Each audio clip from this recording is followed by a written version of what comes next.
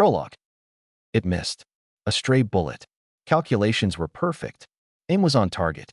And yet, in all of the planning, constructing, and deconstructing, one thing was not accounted for. Human nature.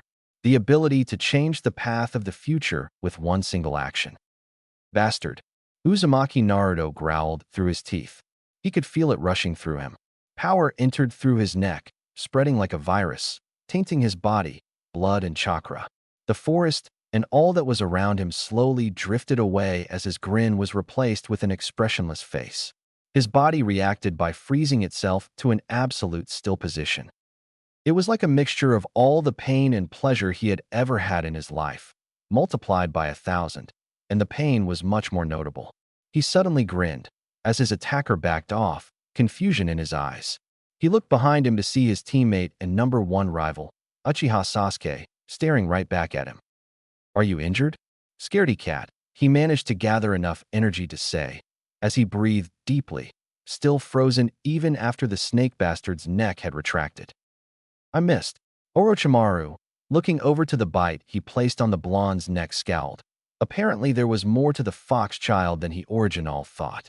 The bite had left a tattoo-like mark, shaped like a shuriken. Orochimaru was intent on originally biting Sasuke, after already sealing the Kyuubi inside Naruto and tossing him away. But of course Naruto was the last person to back down when his friends were in danger, standing in the way of the attack, somewhat altering what seemed to be a certain future. "Believe it." With the last of his dwindling energy, Naruto spoke as he collapsed into Sasuke's arms. Sasuke was left alone and scared, once again, recounting what had happened, from the time Orochimaru defeated Naruto and tossed him away, to the time when he was stopped, frozen in place by his killing intent. And now, just when he was about to attack the Uchiha heir, Naruto once again foolishly stepped in the way, saving Sasuke, thus humiliating him once again. "This seems problematic," Orochimaru said, eyes darting, contemplating his next move. "I can't risk going for another attack. I can already sense them coming." "Stop right there." Orochimaru grinned, his prediction fulfilled as a woman landed on a tree branch away from him. "I wouldn't move if I was you." She watched as the face of the grass Nin melted off, revealing the deformed human Orochimaru truly was. "We both know you won't be able to catch me, Anko." He grinned as he jumped forward, from branch to branch, fleeing from her. Anko pursued Orochimaru, knowing very well that she most likely wouldn't be able to stop him without getting killed herself. She jumped forward, catching up to her former mentor. Using a quick jutsu, her arm turned into a snake as she went to attack Orochimaru. Pathetic. Orochimaru spat, grabbing the snake arm and using her momentum to throw her into another tree. Using an opponent's own moves against him? "Are you still angry at me for leaving you, Anko?" Anko spat out blood as she stood up, pulling the finger in his direction. "Are you still disappointed that I left you?" She shot back, throwing another kunai at him. As he dodged, she charged again, throwing him back into another tree, before proceeding to unleash a flurry of punches onto his body. She pounded him into the tree behind them and trapped him against the trunk while pulling out a kunai. "I'm going to borrow this hand, if you don't mind." She grabbed his left hand with her right and stabbed a kunai through both their hands and into the tree behind them, forming a hand seal. "Are you really prepared to use that seal to kill us both?" Orochimaru grinned back at Anko, angering her further. His face brought back more painful memories as she begun to use the jutsu, but Orochimaru's face quickly turned into a twisted smile. "I could let you kill yourself now, but I'd rather be more forgiving." Orochimaru disappeared in smoke, leaving Anko's hand stuck into the tree. "A Kage Bunshin?" Anko growled. "Yes, your effort was to no avail." He cackled, spinning a kunai in his hand. "I think you might be interested in knowing that I just gave another person a cursed seal. I picked it out especially for him." "You seem disappointed? Was he one of the unlucky 1 out of 10? "I'm happy you noticed. But for your information, he did live," Orochimaru said. She knew him enough to know when he was disappointed and when he was happy. "He survived like you, but I see you're still jealous." "But you missed. You old fool." Anko confirmed her suspicions. "So your objective failed. Go back to your hiding spot and rot there like you're supposed to."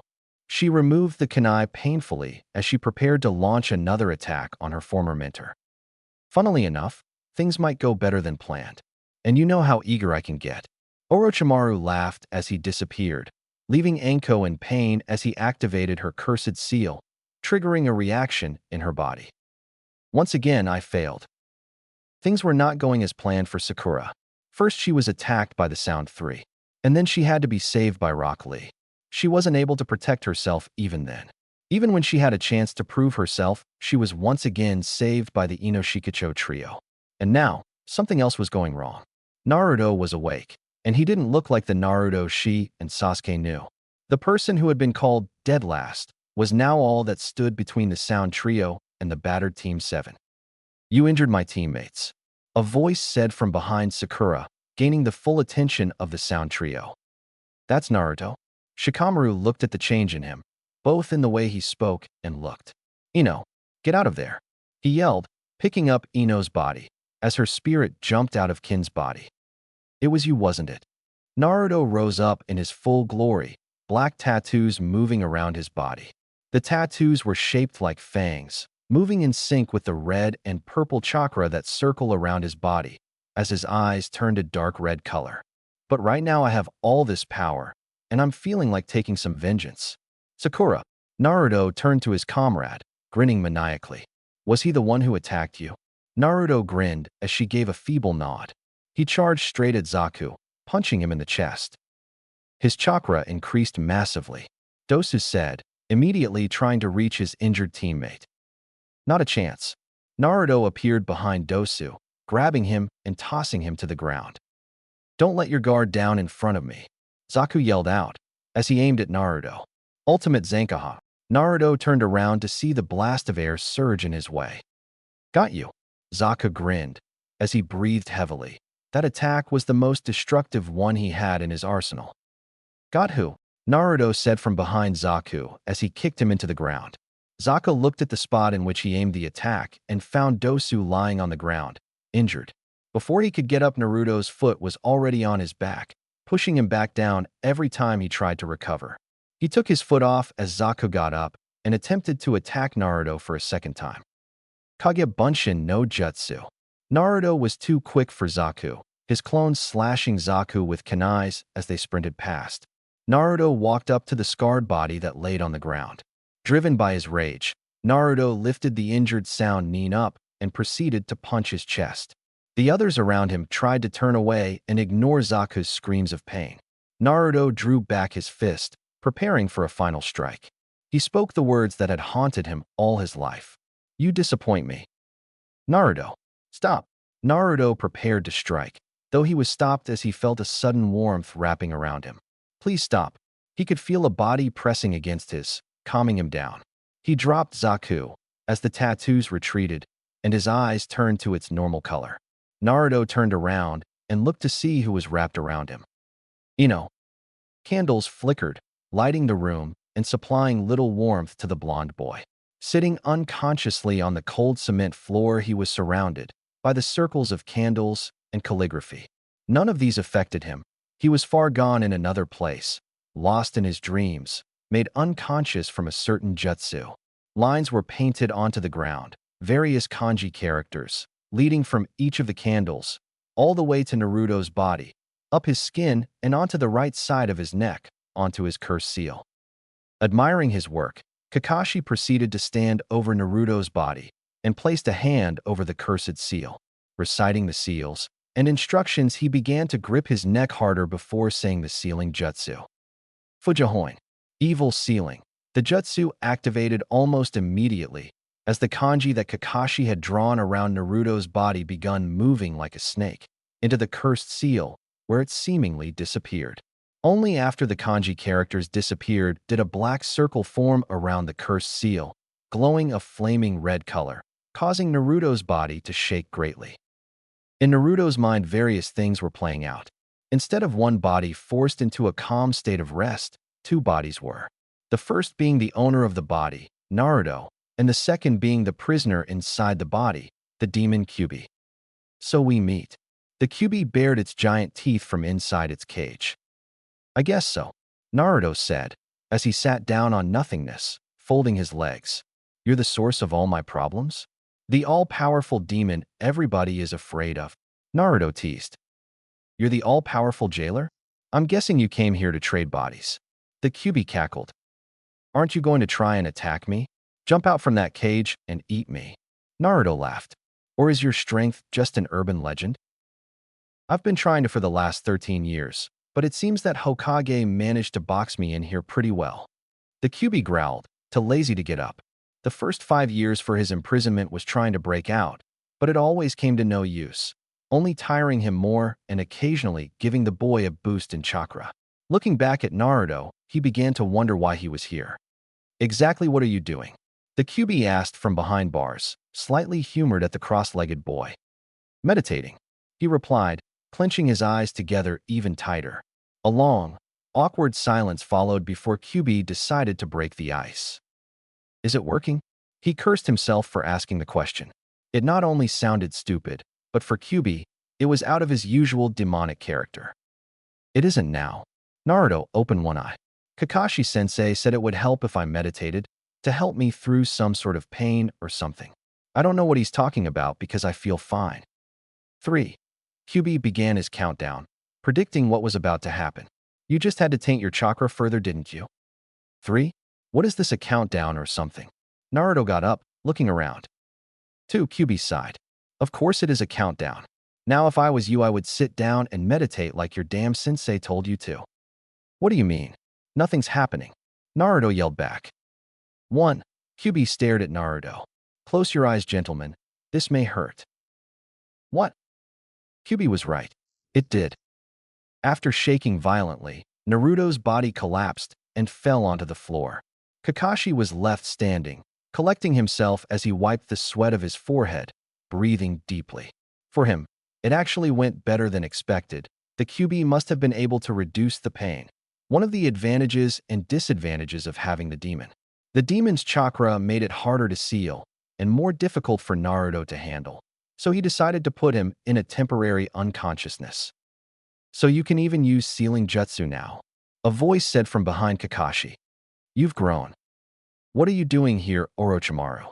Kakashi stared into the eyes of the former Konoha shinobi. You're just asking to be killed. So nice to see that you missed me. Orochimaru grinned back. He was dressed in what seemed to be his former Jounin uniform, with the sound headband around his head.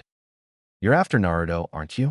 Kakashi assumed attacking position in front of Naruto, ready to make a move if Orochimaru did. Very perceptive of you. Yes, the Kyuubi is one of the things I hope to possess. Orochimaru dared to take a step forward, causing Kakashi to alter his stance. But unlike you, some of us weren't as lucky to get our hands on the Sharingan. Never knew you were starting a collection, going after Sasuke as well.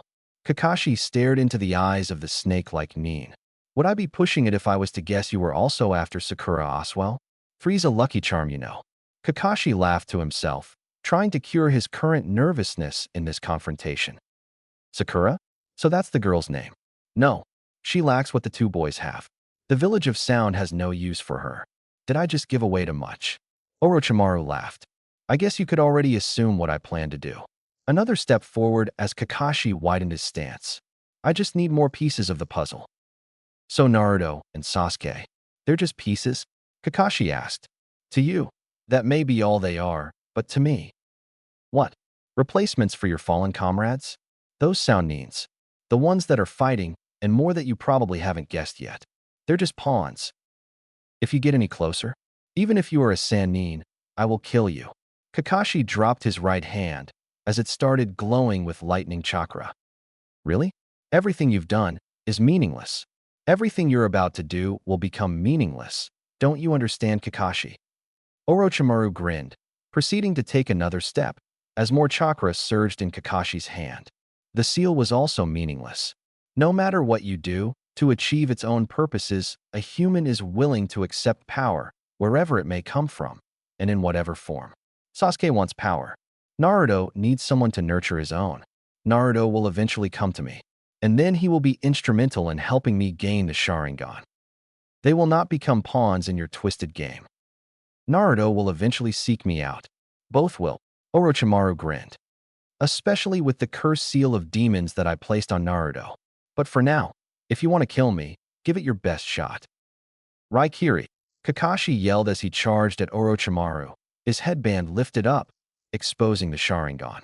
Orochimaru managed to dodge the attack, but Kakashi twisted and went to attack his chest.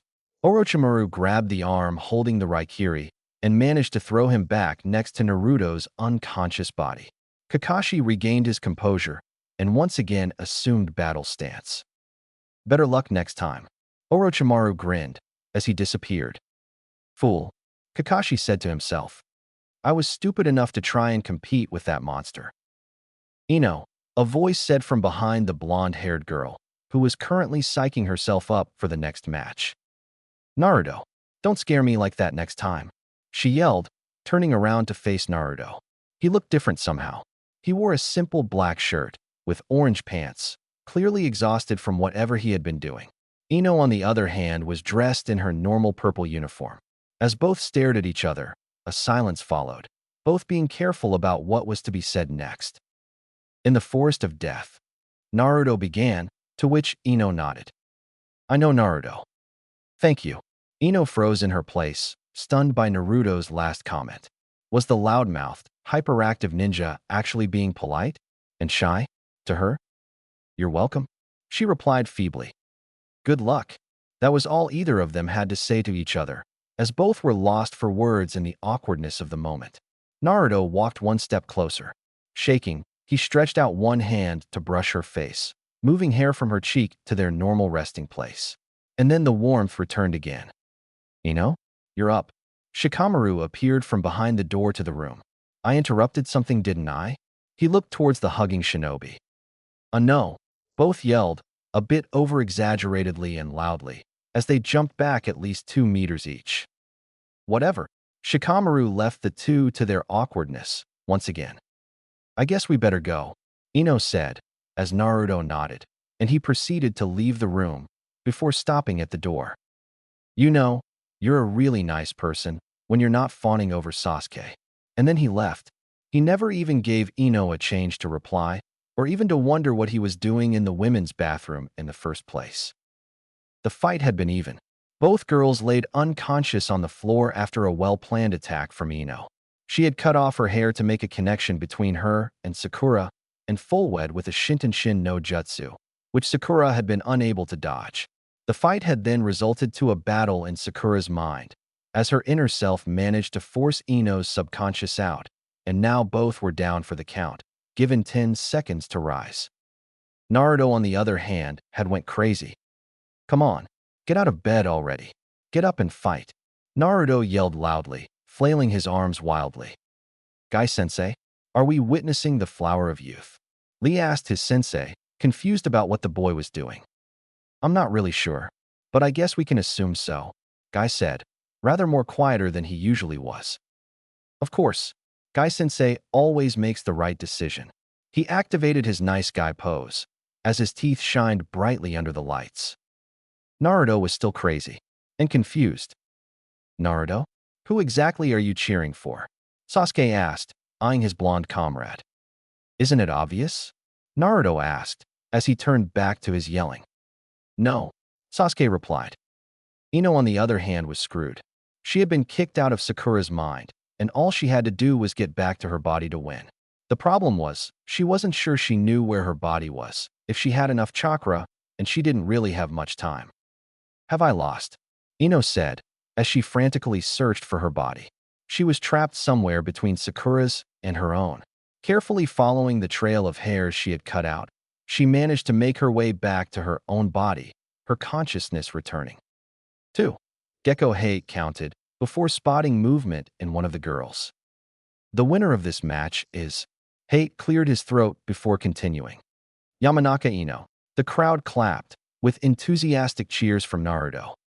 Yes, a loud voice could be heard cheering from the balcony where the other competitors and their senseis were. Naruto, Sasuke said, gaining the attention of the blonde. I think you're cheering for the wrong team.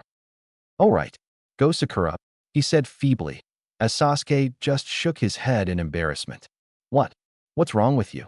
I won my match, by the way, Sasuke said, sounding offended. Oh, Naruto grinned. Congratulations. So now you care. Sasuke rolled his eyes in response. You're sounding more like a girl every day. Naruto smirked, playfully punching Sasuke. How did your match and the others go? I obliterated him. Naruto pulled a face of disbelief, to which he just nodded. He was too close combat. As soon as he took a step forward, I just destroyed him with my fire jutsu. Easy victory. Overconfident ass. Shino defeated the sound shinobi. Apparently, he has bugs running through his body. Sasuke shrugged it off, as if it was an everyday thing. One of the sand trio got through as well, used some sort of puppet trick. And here we are now, after Sakura's battle. I'm sure she'll be happy to know which one of us wasn't cheering for her. A cynical grin followed the calm tone of voice from Sasuke. You wouldn't dare. Naruto locked eyes with his teammate, until suddenly, his name was called out. The next match is Inuzuka Kiba versus Uzumaki Naruto. Hate cleared his throat loudly before coughing. I'll deal with you later. Naruto jumped down onto the ground to face Kiba and his dog. Perfect chance to show off my new move. Naruto grinned. New move. Kiba grinned in response. This will be easy. The 10 genins were stressed. Most were battered and bruised. Few were even unscathed. Naruto, on the other hand, was borderline dead. Suffering from the after effects of double sealing jutsus from both Orochimaru and Kakashi, he was forced to fight Kiba with limited amount of chakra. He barely managed to pull through with his new Naruto Rindan combo, and even after that, something in him forced him to want to challenge Neji to a fight. And still, Neji was able to hold a calm expression on his face, as if he didn't just recently mercilessly beat his cousin. But the more he thought about it, Naruto was the only one who dared show expression on his face. Everyone was serious. Sasuke was in deep concentration. Gaara, of course, was emotionless, but even Shikamaru was listening. I hope all of you are listening to the final instructions. The Hokage said rather sternly, as Naruto woke up from his daydream. As I previously said, 1 month will be given to improve yourself and analyze what you have learnt from your competitors up until now. From now on, there is no holding back. Could each of you step out and draw a number from this bag? It was Anko's turn to speak, as she held a bag in front and gave it out to each of the genins that had proceeded to the final stage of the exam. What are these for? Kankuro asked, as he drew a number. The Hokage waited till everyone was finished before he announced the reasons behind the numbers. The final exams will involve one-on-one matches. The Hokage cleared his throat. The number you have picked determines your opponents. We'll need each of you to read out your number. Marino Ibiki wrote down on his board, as each of the genin read out the number, looking over with a slight smile at what had been written down. The following matches will be held as of 1 month from today. Ibiki stated, Nara Shikamaru against Sabaka no Temari, Dosu Kinyuta against Uchiha Sasuke, Sabaka no Kankuro against Aburame Shino. Naruto cringed his face in anticipation. There were only 3 people left to face, and he didn't know if he wanted to fight any of them. Uzumaki Naruto against. Naruto jumped up as his name was called out. Hyuga Neji. That left 2 people, and it didn't sound very promising. So, the Hokage interrupted. That leaves Sabaka no Gaara to face Yamanaka Ino. A cruel grin appeared on Gaara's face, as Ino remained frozen in shock. It'll be all right. Ino suddenly felt a hand on her shoulder. She hated it when that happened. Mostly everyone did. Whenever Naruto went out of character, it usually meant something else was going on under that childish exterior of his. Because together we'll kick ass. Then again, you never know whether there was really a serious Naruto. You are all dismissed, the Hokage said, as Naruto tried to further his conversation with Ino. Naruto, there is no time for a casual conversation, Kakashi said, as he poofed behind the loud blonde. If you would excuse us, please, Miss Yamanaka. Kakashi said politely, as Ino walked off with Shikamaru, and Sasuke joined the conversation with Kakashi.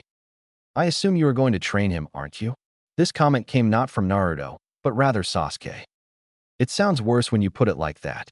Kakashi shrugged. But yes, because of the special circumstances, I am left with no choice but to train Naruto myself. Do not worry though, Sasuke. I have found a special trainer for you. Sasuke's ears perked, at the prospect of someone who could teach him something different. You have truly blessed me with training someone as gifted as Sasuke. The sight of a man in black spandex was not as promising as expected.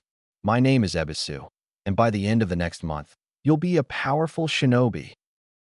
Be careful, Naruto quietly whispered in Sasuke's ear. He's a closet pervert.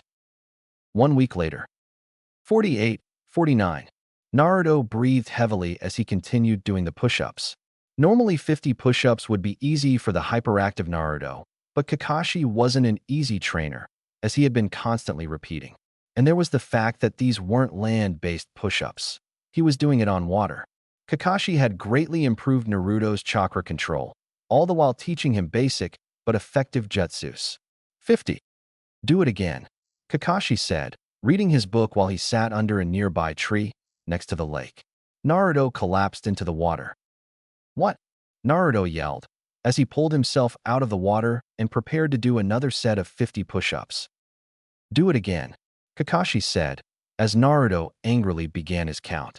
Faster, Kakashi said, as Naruto picked up speed. Faster. Harder. The calls continued, as Naruto tried his best to do as instructed. I'm doing it as fast and hard as I can. Oh yeah, that hit the spot, Kakashi said, as the shocked Naruto once again collapsed into the water. Why are you still doing push-ups?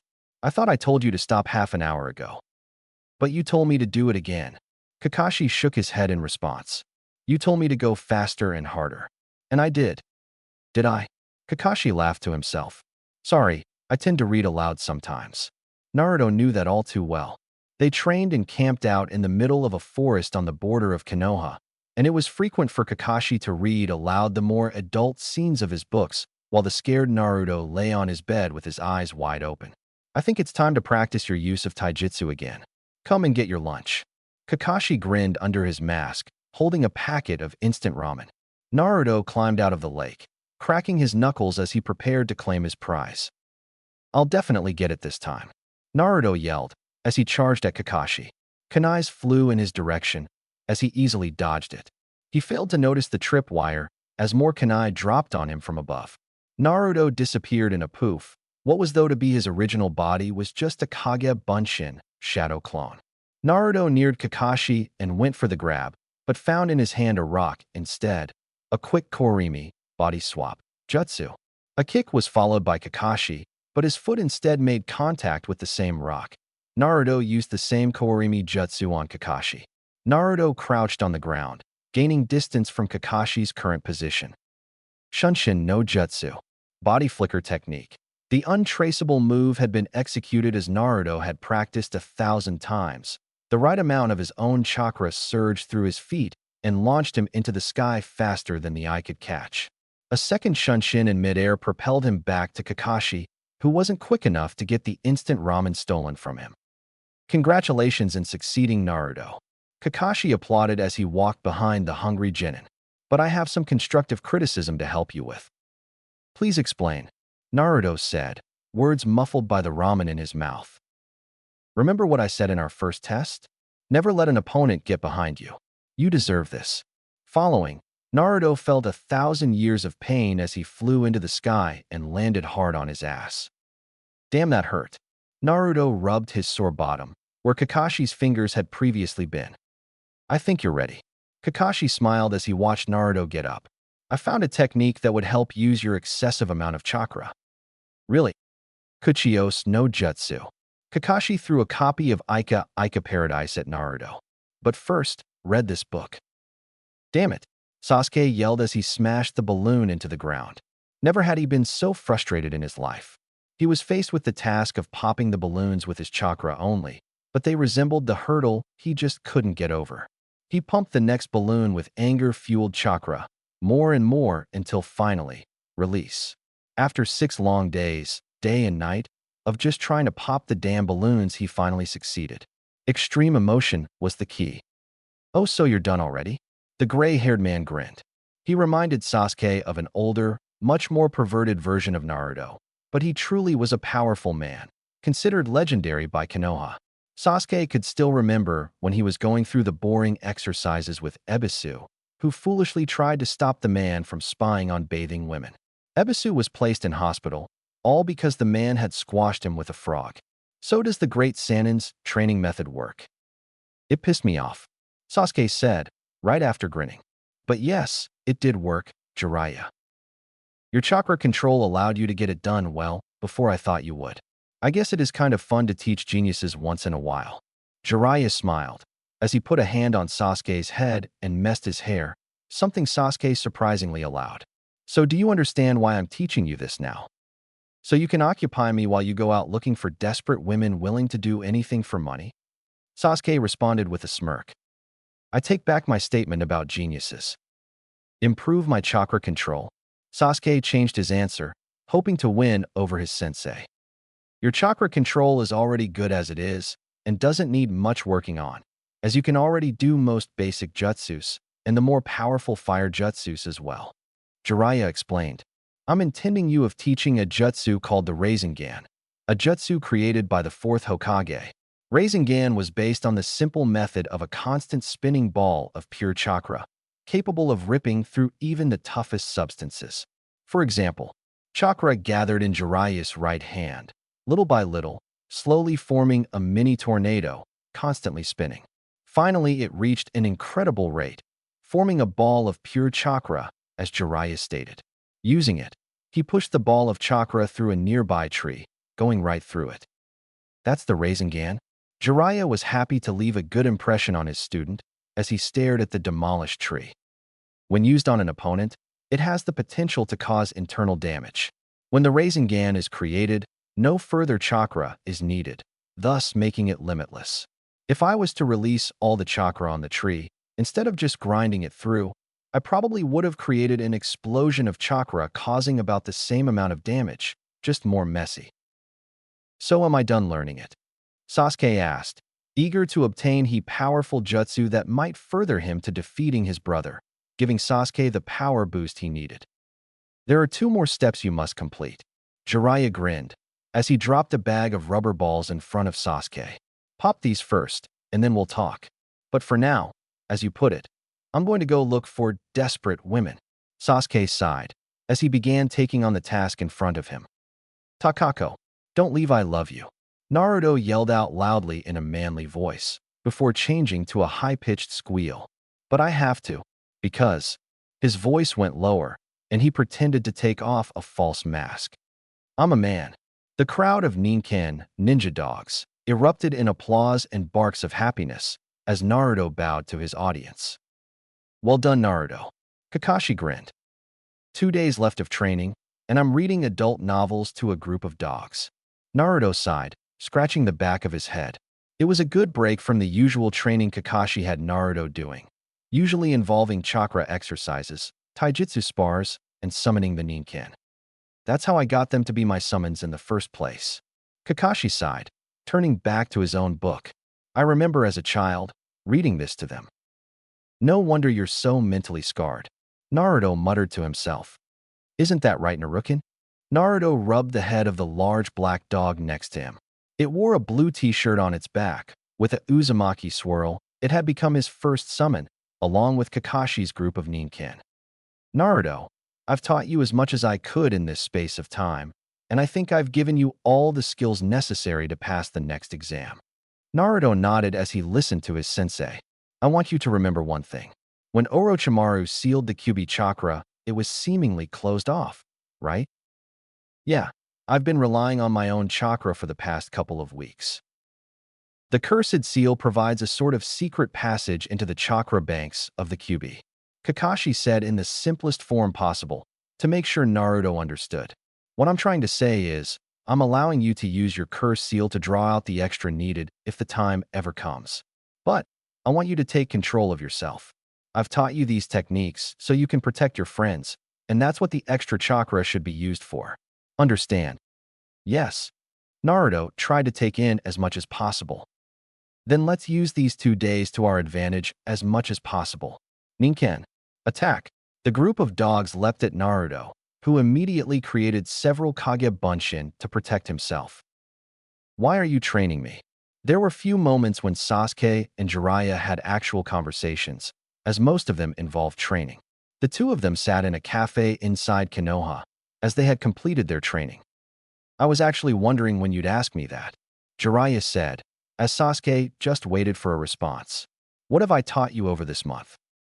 I've improved my speed and learnt the Rasengan, Sasuke replied, among other things, such as fire jutsu and the like. And now you're asking me why? Sasuke nodded in response. The third Hokage was my Jounin sensei. It was a fact Sasuke already knew, though he didn't stop Jiraiya from continuing his story. My teammates were the other legendary Sannin, Tsunade, and Orochimaru. I believe you already met Orochimaru. He was a lot like you, a promising shinobi, had some very powerful jutsu at his disposal, and he was a genius. What happened? His thirst for power drove him over the edge. They called him a genius, brilliant and promising. He experimented on himself and others in search of immortality. When he wasn't selected to become Hokage, he was changed. He was still a genius, but they called him other things, psychotic, insane, and a murderer. I tried to bring him back, but he fled once again in the name of power. Jiraiya said, Sasuke, I'm trying to tell you this. You don't have to sell your soul to become as powerful as you need.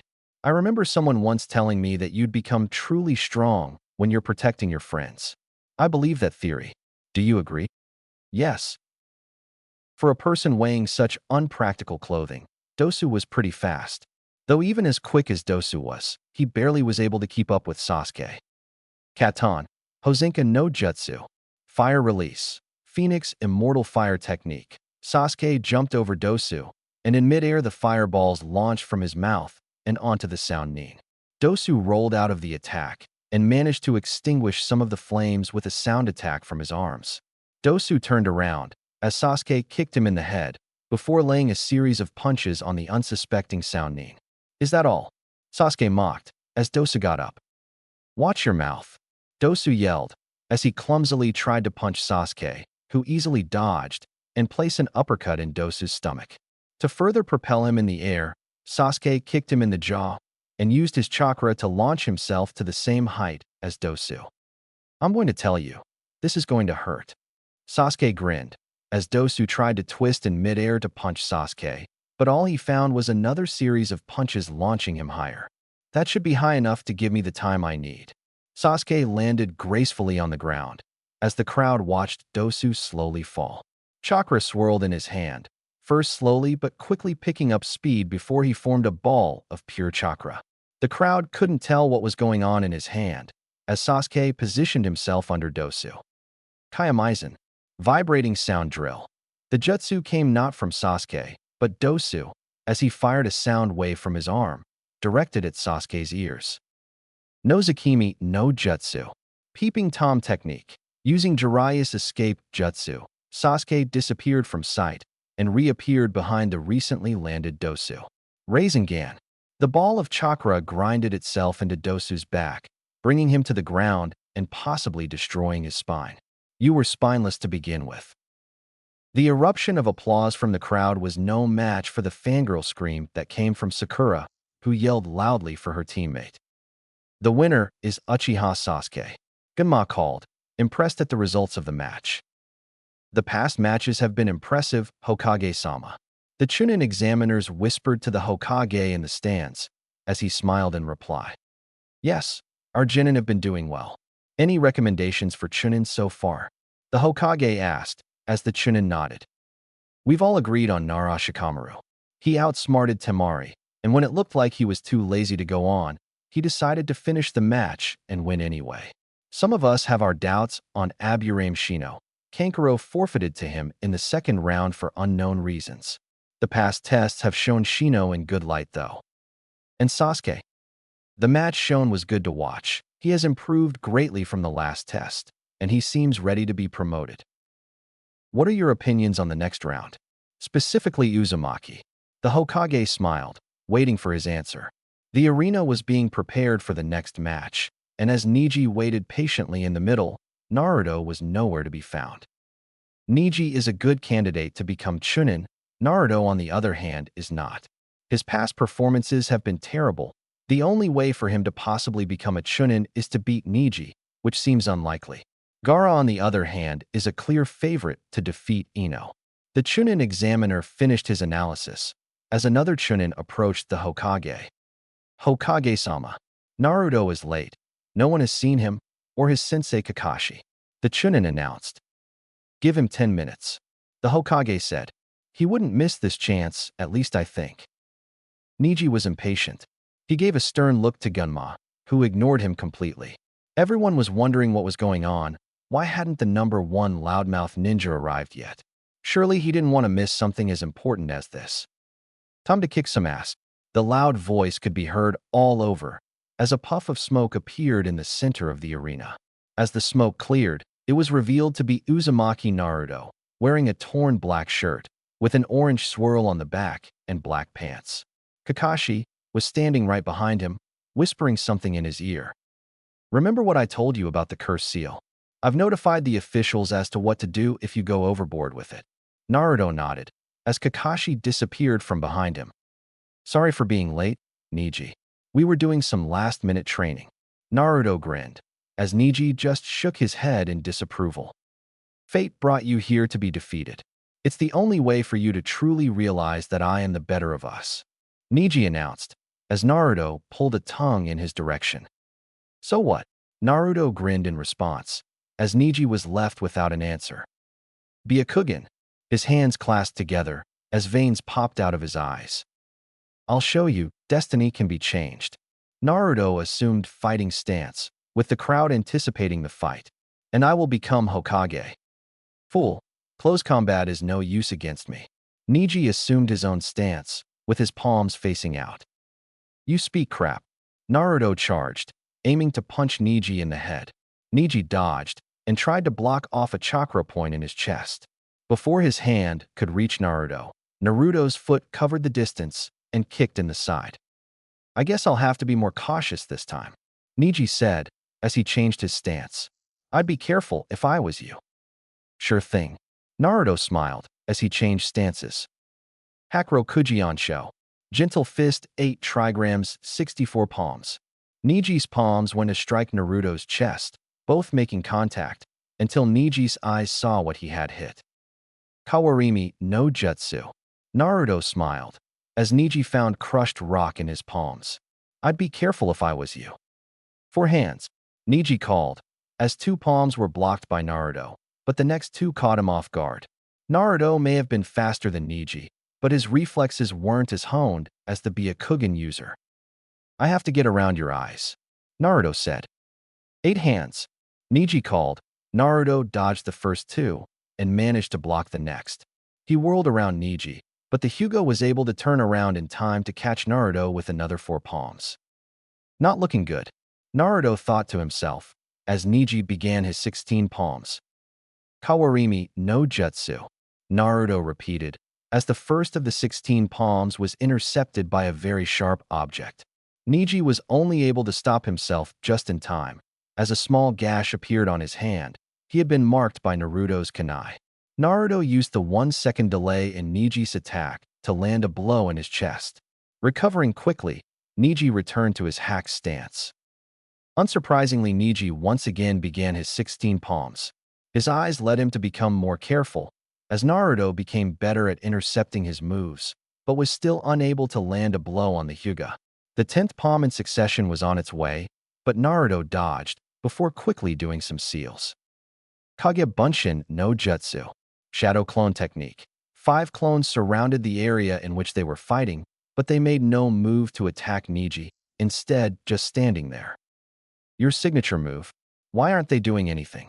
Neji asked, stopping his barrage of palms. Why don't you ask fate? Naruto smiled as he punched Neji in the face. As Neji lost balance, he found a Kage Bunshin pushing him back to Naruto, who followed with another punch in the chest.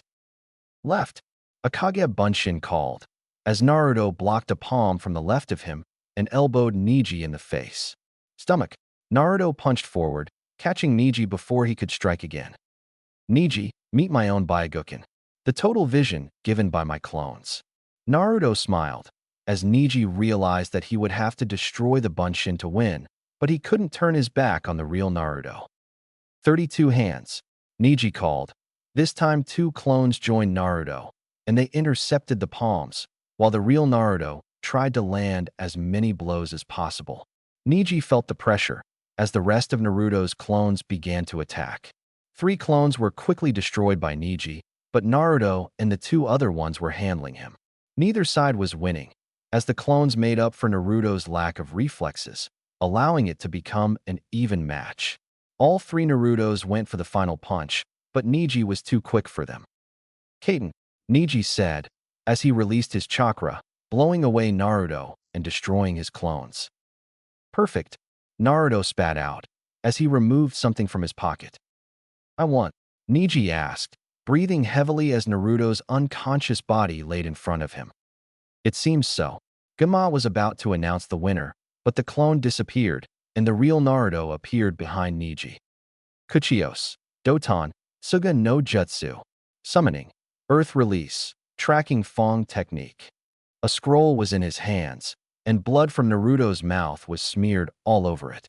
The 8 Ninkin jumped from the ground and trapped Neji, rendering him unable to move. This is for blocking my chakra. Naruto drew back a punch, and in front of the whole crowd, landed it right into Neji's face. Neji's body collapsed to the ground as the Ninkin disappeared, leaving Naruto unscathed, besides the blood coming from his mouth. Uzumaki Naruto wins, Ganma announced to the cheering crowd. Naruto stood over Neji's tired body. You quickly used a Kage Bunshin. Your main jutsu? Neji asked, to which Naruto replied with a solemn look on his face. I should have expected that. I failed the Chunin exam 3 times. Naruto said. The test on the exam was always decided as my weakest ninjutsu, the Bunshin no Jutsu. The surrounding people listened in to what he had to say, as Naruto continued his story. Destiny can't be changed. What a load of crap. You have no right to say that. You were never a loser like me. The Hokage smiled at the results of the match. It was good, wasn't it? He said to a nearby Chunin examiner who nodded. He overcame his weakness, analyzed his opponent well enough to find out how to defeat him. He even made his opponent drop his guard right before he humiliated him. The tactics and the jutsu he used were clearly of a high standard. The Chunin examiner said, as the Hokage nodded in approval. So, do any of you still have doubts about Naruto? The Hokage asked, as they shook their heads. Good. Ino was shivering. She was scared and frightened. She barely managed to defeat the forehead girl, and now she was placed in a match with a monster. You're afraid. Gaara grinned cruelly. But don't forfeit. That wouldn't be fun. Sand hovered eerily around Gaara, as Ino withdrew a kunai, in a vain attempt to find something to defend herself with. Ready? Gama asked, more serious than usual.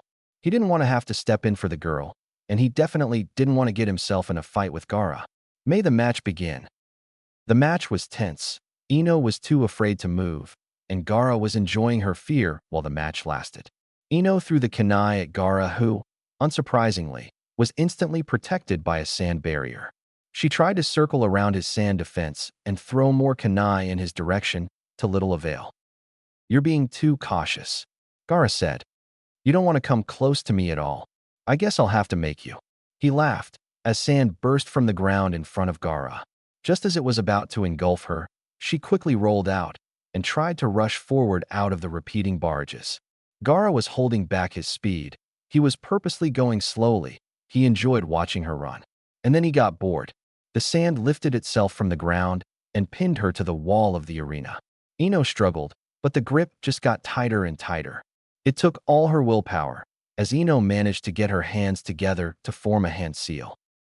Shintenshin no Jutsu, mind-body switch technique. The crowd was shocked that she actually was trying to do something, as her mind traveled through the sand and towards Gaara's mind.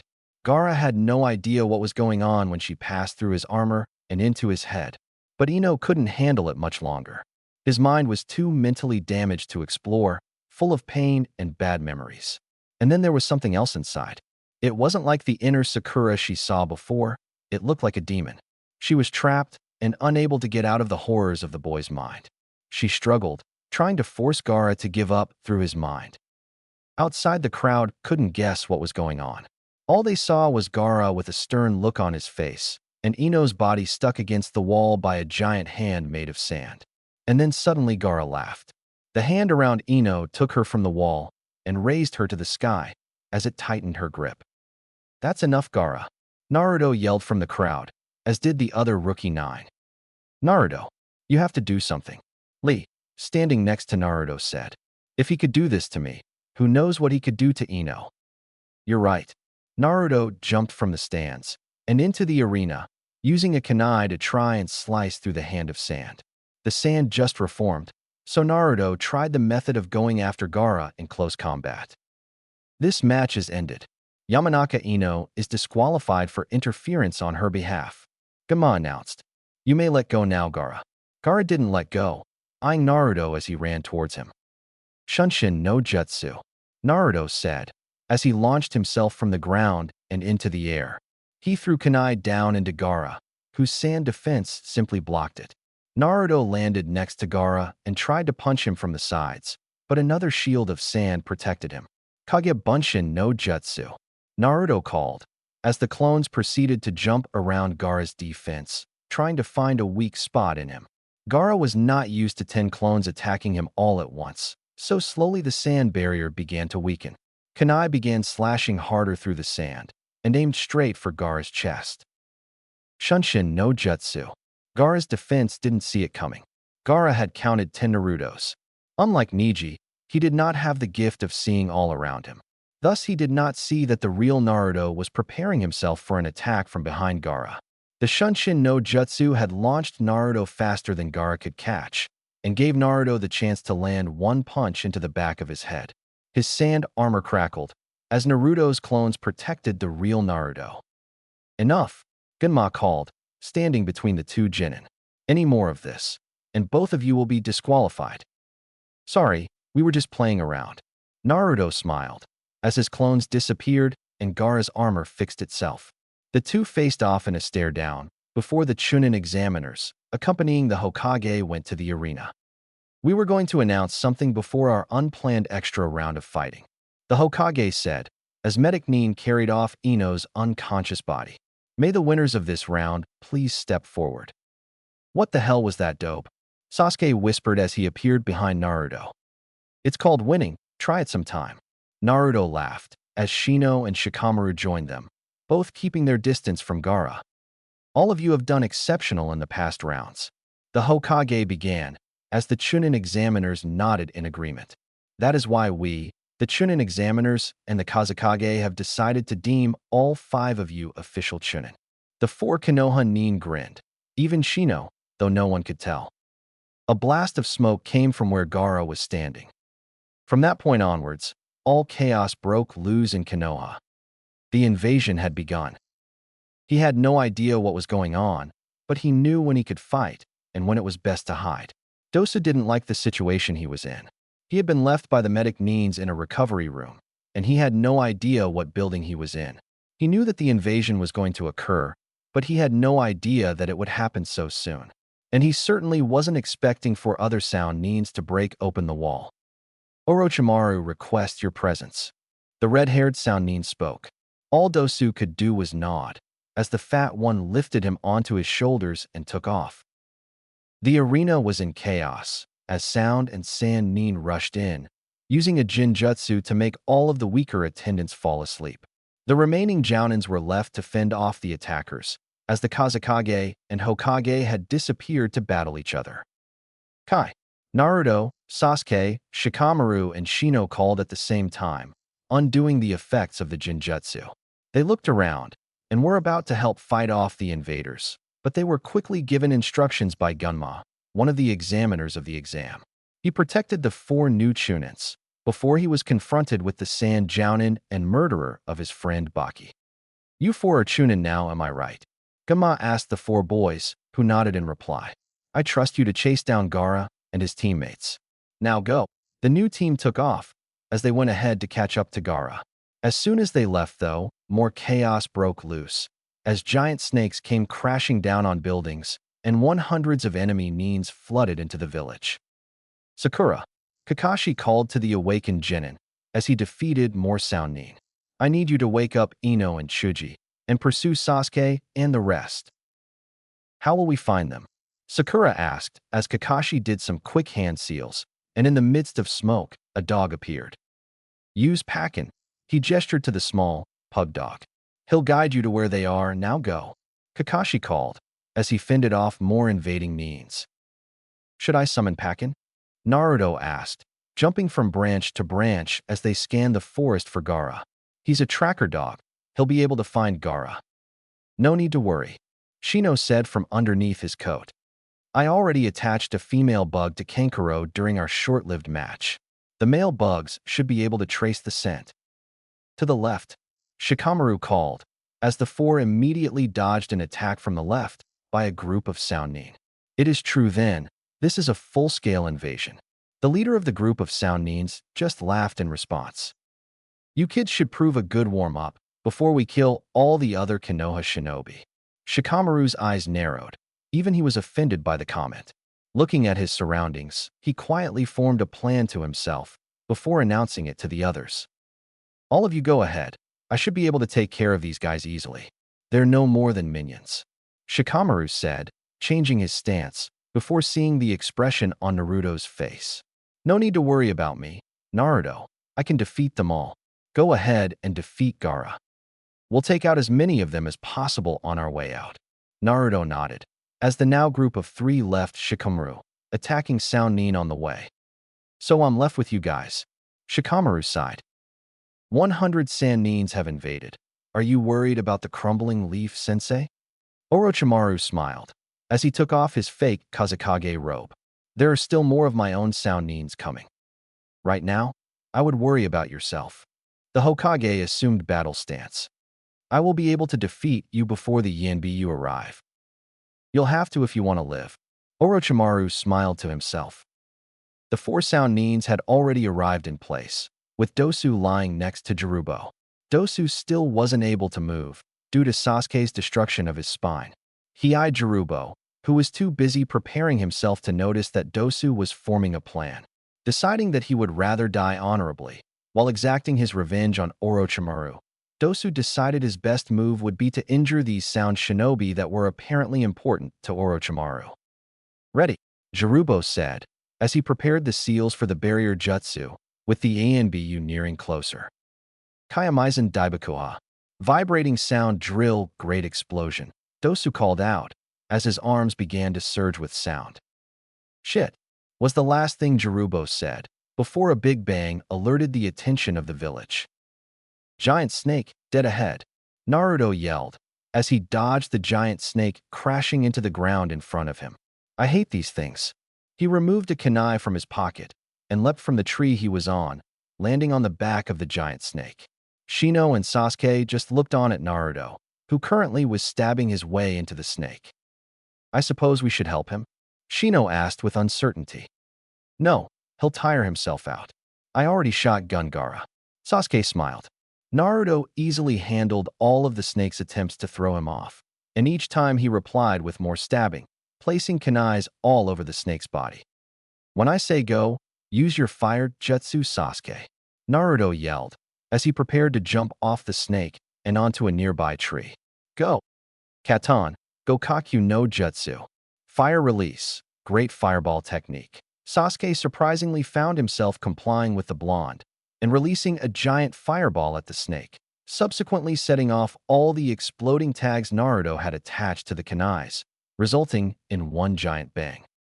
I love it when things explode. Naruto grinned with thumbs up as Shino adjusted his glasses. Dobe, you owe me a favor, Sasuke yelled out to Naruto, who pulled a tongue. Like what? I get to fight Gaara first, Sasuke said, with his usual I'm better than you look.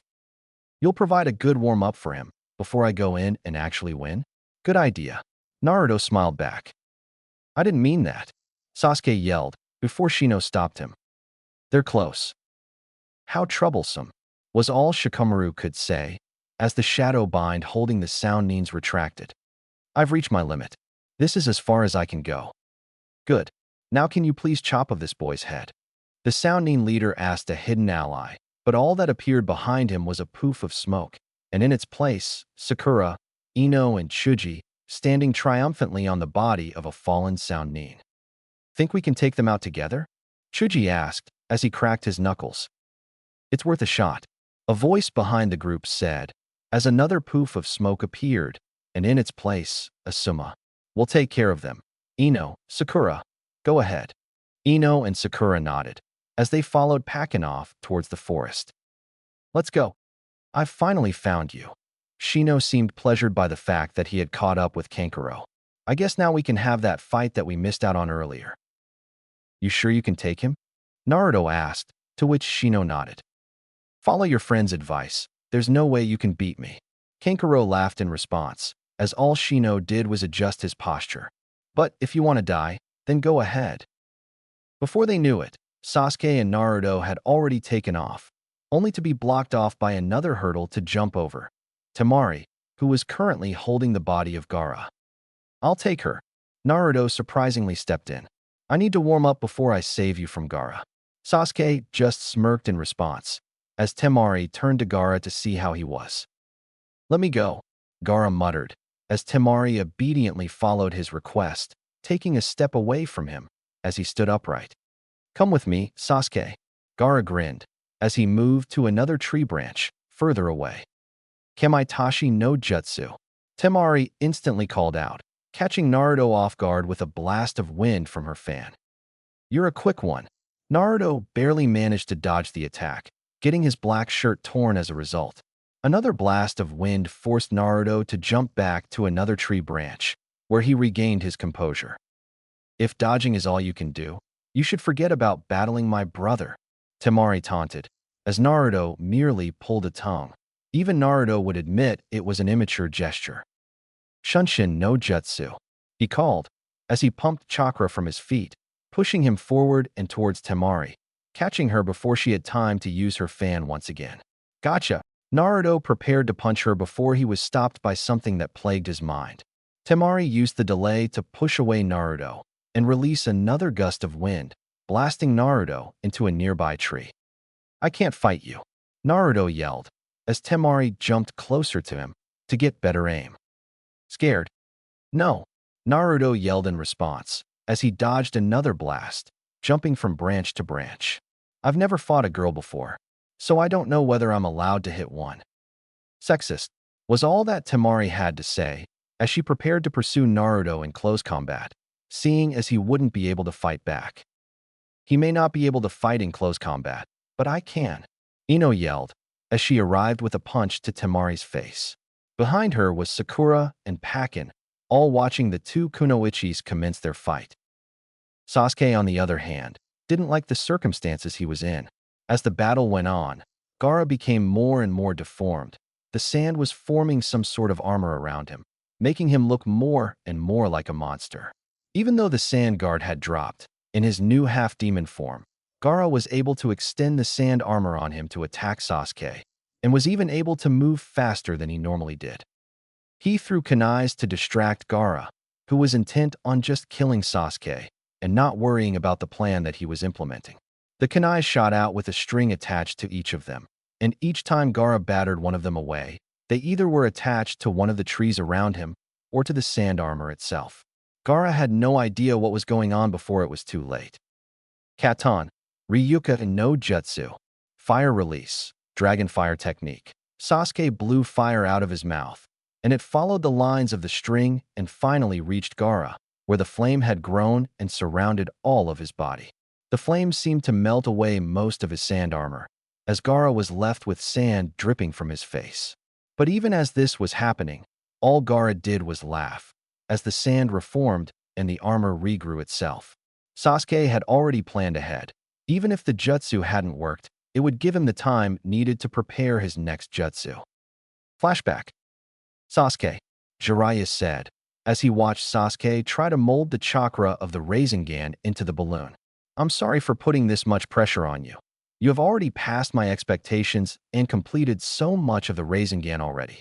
The fourth took 3 years to do it. The fourth also had to create it, and spent the rest of the 3 years trying to make it a more powerful jutsu by adding an element. Sasuke growled in response, as he once again tried to mold the chakra into the balloon.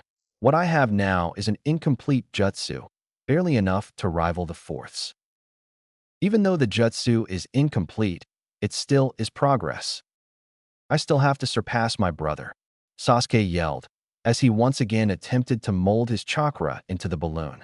So far, he was only able to hold it for a few seconds before it released itself, either exploding violently or just disappearing altogether. I thought we had gotten over that, Sasuke. Jiraiya shook his head in confusion. You show signs of nearing completion dash.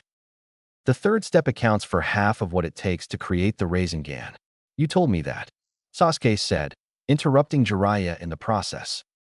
As I said before, you show signs of nearing completion as you can temporarily hold the Rasengan for a few seconds. With your speed and the Sharingan, you should only need those few seconds, Jiraiya said.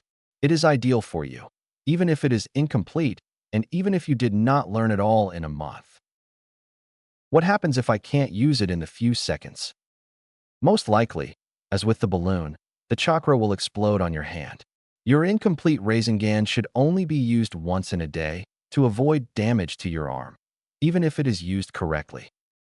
And the damage to me will be? Sasuke dared to ask. If it is used incorrectly and it explodes on your arm, you might never be able to use your arm again, Jiraiya said, as a solemn look appeared of Sasuke's face. In flashback. This is the second time I've used this today, Sasuke said quietly, remembering when he used it on Dosu during the exam. And if this doesn't work, I'm screwed. What are you waiting for? Gaara said, as he pulled himself together. Rasengan, Sasuke called, as the chakra molded into his hand. His Sharingan was fully activated as he charged at Gaara. In the few seconds left, Gaara had regained the demon-shaped sand armor on his arm and had already extended it to meet Sasuke in midair. Sasuke could already feel the chakra coming loose, out of its normal ball shape, as it began to grow more unstable.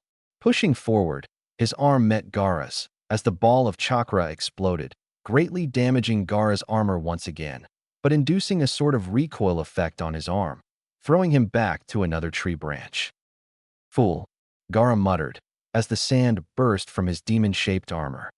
The sand leapt at Sasuke, but before it could reach him, a blonde flash was seen, and an explosion followed, destroying the sand completely. As the smoke died down, Gaara and Sasuke were left to wonder what had happened, and in the area of explosion appeared Naruto, standing there with a shit-eating grin on his face as he yelled out his challenge to Gaara. Now that we're both warmed up, let's begin. Shikaku, Gaara muttered, a grin forming from ear to ear. What? Naruto had heard that word sometime before, but found difficulty in tracing back to where and when he had. It's the name of the demon inside me, Gaara said, as his claw of sand reformed on his arm and shot forward towards Naruto once again. Naruto dodged, landing on the extended claw and running towards Gaara. Naruto's mind was plagued with thoughts about what Gaara meant by Shikaku and the mention of the demon inside. While thinking, he failed to notice the claw retracting from underneath him. He landed on a branch below him, regaining his composure. Are you not afraid? Gaara asked curiously, raising a non-existent eyebrow in the process. Should I be? Naruto asked. Does this Shikaku look scarier than you do right now? He removed shuriken from his holster, throwing them at Gaara and exploding on his sand claw as it attempted to protect Gaara's body. Naruto used the opportunity to get closer to Gaara, taking out a kunai to slice up the sand armor. His whole strategy was immediately canceled out when Gaara actually was able to move in his half-demon form and jump away to another tree branch. For such a bulky form, Gaara had increased much more in speed than before. Naruto didn't actually expect Gaara to be able to move in this form, and when he did, Naruto had to rethink all his plans. Tell me, Naruto, why are you fighting me? What do you stand to gain if you win? Gaara asked, as Naruto created two shadow clones next to him. To stop you from causing even more damage, Naruto said, as he used the two clones to intercept a sand attack, enabling him to get closer and stab Gaara right through the sand armor with a chakra-enforced kunai. Obviously, it will take more than this to stop you, though. Rather than blood, sand poured out onto his hand, as he was quickly knocked away into another tree by Gaara's sand claw. Do you really expect to win? Gaara laughed, extending his sand claw to once again hit Naruto before he reached the tree branch. and repeating the move once more to grip him with the claw. Naruto found himself unable to move, as he squirmed within the tight grasp of the sand. You're confused as hell, Gaara. Naruto smiled as his mind games continued, causing Gaara's confidence to falter. You think you're in control, and that you have the power. You try to give your life meaning by taking others. But no matter what you do, you'll still feel lonely. When your so-called life purpose is fulfilled, you'll be where you were at the beginning, all alone and by yourself. Gaara's non-demon hand clutched his head in confusion, and Naruto found the sand grip loosening, but not letting go completely. You're wrong, Gaara yelled out loudly, as he further clutched his head in anguish. Naruto's hands managed to squeeze itself together in the tight space of Gaara's claw, and Naruto formed a familiar, cross-shaped hand seal. Kage Bunshin no Jutsu, Naruto called, bursting out of the sand grip and surrounding himself with 10 Narutos. Your purpose is to kill? My purpose right now is to wake you up from that hallucination. Naruto's Kage Bunshin threw themselves at Gaara, and Naruto used their bodies to jump on, each one disappearing when he stepped on them. Using the bridge created by the clones, he got closer to Gaara, putting his plan in action. Gaara reacted as expected. His sand claw predictably extended itself to destroy the clones, as Naruto and 2 remaining clones jumped towards Gaara, and when within range shouted, Bunshin Daibakua. What? Gaara didn't know how to react, as he was sure that his sand armor would protect him. But the 3 Narutos exploded on him, his confidence reaching an all-time low, as most of his armor was destroyed, and he plummeted to the ground, sand crumbling underneath him. The real Naruto, however, was already placed right under Gaara's landing spot, preparing himself to give Gaara a wake-up call. Shunshin no Jutsu. With amazing speed, Naruto looked like he teleported off the ground to where Gaara was in midair and kicked him square in the chest, into another tree branch and onto the ground. That was from Lee, Naruto said, before coughing out blood himself. Damn it, this can't be my limit.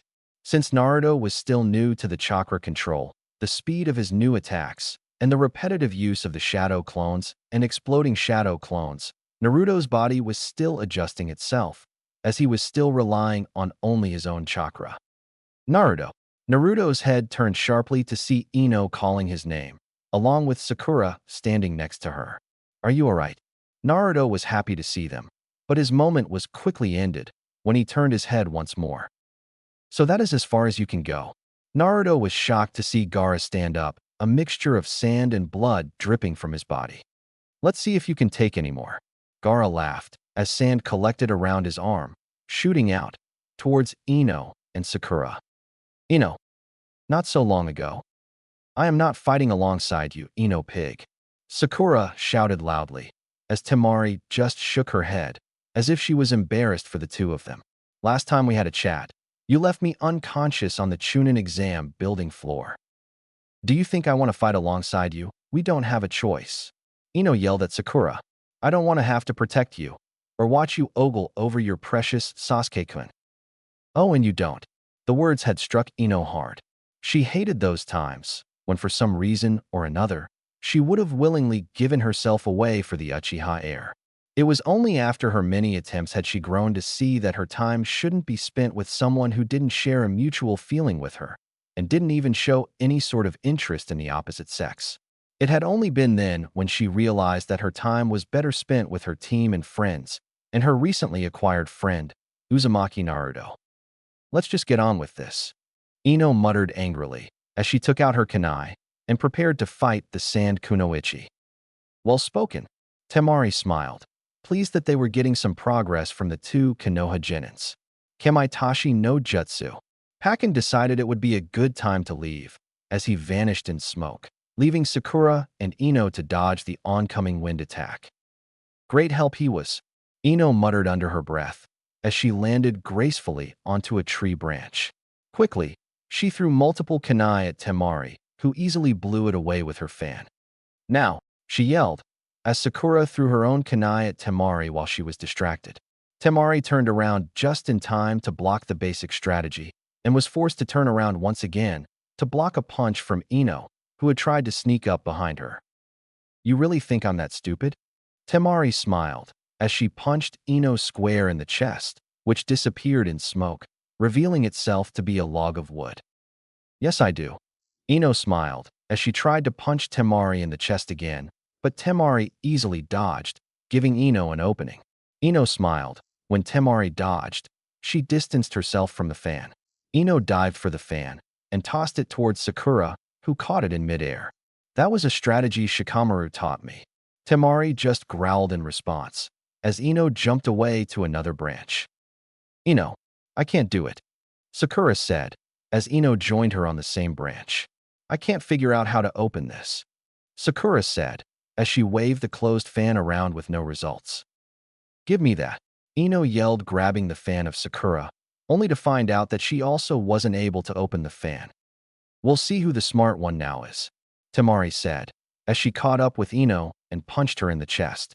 Sakura tried to react as quick as possible, but Temari intercepted her kick and grabbed her foot in response.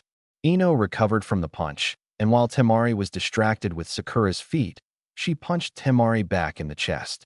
For no apparent reason, Sakura kicked Temari in the chest and proceeded to punch Temari. Like her brothers, Temari only trained in one area, for her fan. This resulted in the fact that while she was able to dodge effectively, her taijutsu was average. Now Ino, Sakura yelled, as she trapped Temari in a full Nelson. Ino nodded, as she took aim on Temari. Shintenshin no Jutsu. Ino easily overcame Temari's mind and controlled her body into knocking itself out, before quickly returning to her own and looking for Naruto and Sasuke. Kuchiyos, Edo Tensei, summoning, impure world resurrection. Orochimaru smiled, as the bodies of Zaku and Kin began to dissolve into dust. His hand seals moved at a fast pace. He had almost reached the end of it, but unlucky for him, that was when the explosion sounded. It shook the building they were standing on like a miniature earthquake, causing Orochimaru to falter, and thus making his jutsu useless, as Zaku and Kin's body had already been destroyed, but no one had been summoned yet. Your time is up, Sandaime yelled, as he charged at Orochimaru with a kunai, preparing to engage the snake Sannin in close combat. Lucky for Orochimaru, he was quick enough to dodge the old man's attacks, but failed to gain the upper hand in the taijutsu confrontation. As he tried to punch the Hokage, his attack was blocked, and Sandaime used the opening to try and stab Orochimaru. How long do you plan to delay me? Orochimaru smiled. The barrier has already been set. Sadly for Orochimaru, he failed to notice that his perfectly orchestrated plan had failed. The murdered bodies of the Sound Force surrounded the roof where the battle was taking place, as the ANBU stood triumphantly over their opponents. That boy sacrificed himself. If he hadn't, the Hokage would be in immediate danger, the ENBU captain said, as he stood over what was left of Dosu's body. His sacrifice will not be in vain. We shall aid the Hokage. The remaining team of ANBU quickly reached the Hokage, at the same time surrounding Orochimaru. The barrier has been set. Sandaime smiled, as his own ANBU team surrounded Orochimaru. Checkmate, my student. For a second, Orochimaru looked defeated, and then he lashed out at the surrounding ANBU. He summoned Kusanagi in lightning speed, twirling the sword around to slice open one ANBU while attacking the rest. The 5 remaining ANBU handled Orochimaru well, using their katanas to block all of Orochimaru's strikes, the high-speed battle commencing. Their katanas weren't able to land a hit on the Sannin, but then again, neither was his Kusanagi. Orochimaru desperately became more suicidal, allowing one ANBU to slash him across the chest, at the same time allowing Orochimaru to stab him. Reacting quickly and violently, another ANBU managed to break his own katana on the Kusanagi, forcing it out of Orochimaru's hands, with the shards of the sword catching Orochimaru off guard, and parts of it slashing Orochimaru's face. The distraction was enough for 2 of the ANBU to furthermore keep Orochimaru busy, while the 3rd remaining ANBU jumped back and surprisingly took off his mask and revealed himself to Orochimaru. You may not remember me, the ANBU said, as the 2 other Yenbus grabbed Orochimaru's arms and trapped him within their grasp. But my name is Tenzo, and I used to be one of your test subjects. You survived? Orochimaru grinned, as his neck extended and attempted to attack Tenzo. Luckily for me, your experimentation also allowed me to do this. Mokutan, Mokujo Hiki. Wood release, wood locking wall. A dome of wood came out of the ground, and before Orochimaru was able to reach Tenzo, it trapped him inside. I'm sorry it had to end this way, Sandame said to the dome before turning to Tenzo. Take him away. Naruto screamed as she was trapped in the grasp of the sand claw. Sakura, quickly go and help Sasuke, Naruto shouted, as Sakura nodded and went to aid her teammate. And where do we go from here? Naruto. Gaara smiled as the sand built up, making him grow larger and larger, until he was the exact copy of the demon inside of him, Shikaku. Naruto looked up at the large demon, as he began to see sand surrounding him as well, preparing him for the desert coffin. Shit, Naruto said, as he tried to form a hand seal, but was low on chakra. The sand surrounded him completely, and he was left with one choice. Pulling down his shirt, so he could see the cursed seal on his neck, he focused on his need and will to have more power, and the cursed seal responded by spinning violently. He winced in pain as the cursed seal broke past the barrier and formed a black, tattoo-like pattern down his arm and half of his body. As he demanded more chakra, the black tattoos that moved around his body began glowing red. Boy, the voice of the Kyuubi echoed inside of his head, as the mix of his own chakra, his cursed chakra, and the Kyuubi's chakra manifested in his body. What are you planning to do? Defeat that demon. A swirl of red chakra formed around him and grew more violent. I need more, he yelled. As more chakra flowed through his body, more pain was put on him, causing the chakra to burst around him, relinquishing the barrier of sand. He escaped with just chakra? Gaara said, as he looked down at Naruto from his spot on top of Shikaku's giant body. You plan to beat that? The Kyuubi laughed inside of him, as Naruto just shrugged off the thought. Cracking his knuckles, he prepared for his battle. Shunshin no Jutsu, Naruto called, as the swirl of red chakra surrounding him pulsed downwards, rocketing his body towards Gaara.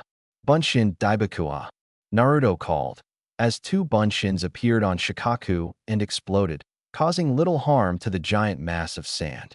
Naruto landed on Shikaku's body, dodging the sand that tried to capture him. Kage Bunshin no Jutsu. The clones protected Naruto, taking all the attacks from the sand for him. As Naruto neared Gaara's body, a large mass of sand hurled itself at Naruto, throwing him off Shikaku's body.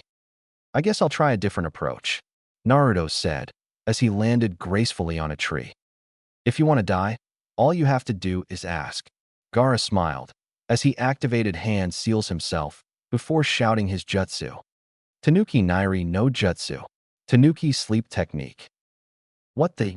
Naruto breathed, as Gaara fell unconscious, and the body of the Tanuki began moving on its own.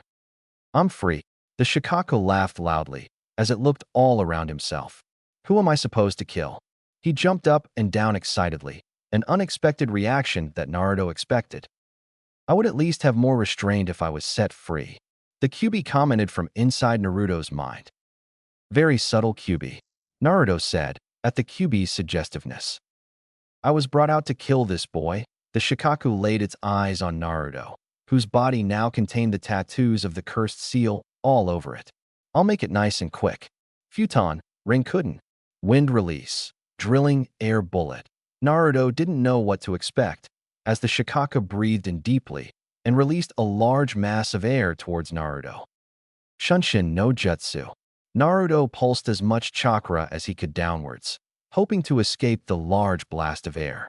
But it proved not enough, as he was caught in the current and thrown back, along with the other destroyed trees. Wiping the blood trickling from his mouth, he stood up and prepared for his next attempt at an attack. Do you even have a plan? The Kyuubi asked, as Naruto gritted his teeth together and formed a hand seal. Sort of. His mind drifted back to all the basic techniques he had taught him, trying to find one that would prove useful. He thought quickly, remembering as far back to the survival test with Kakashi, and he quickly formed a plan. Futon, Rinkuden, Shikaku, called again, but Naruto had already disappeared. Gotcha, Doton, Shinju Zanshu no Jutsu. Earth Release. Inner Decapitation Technique.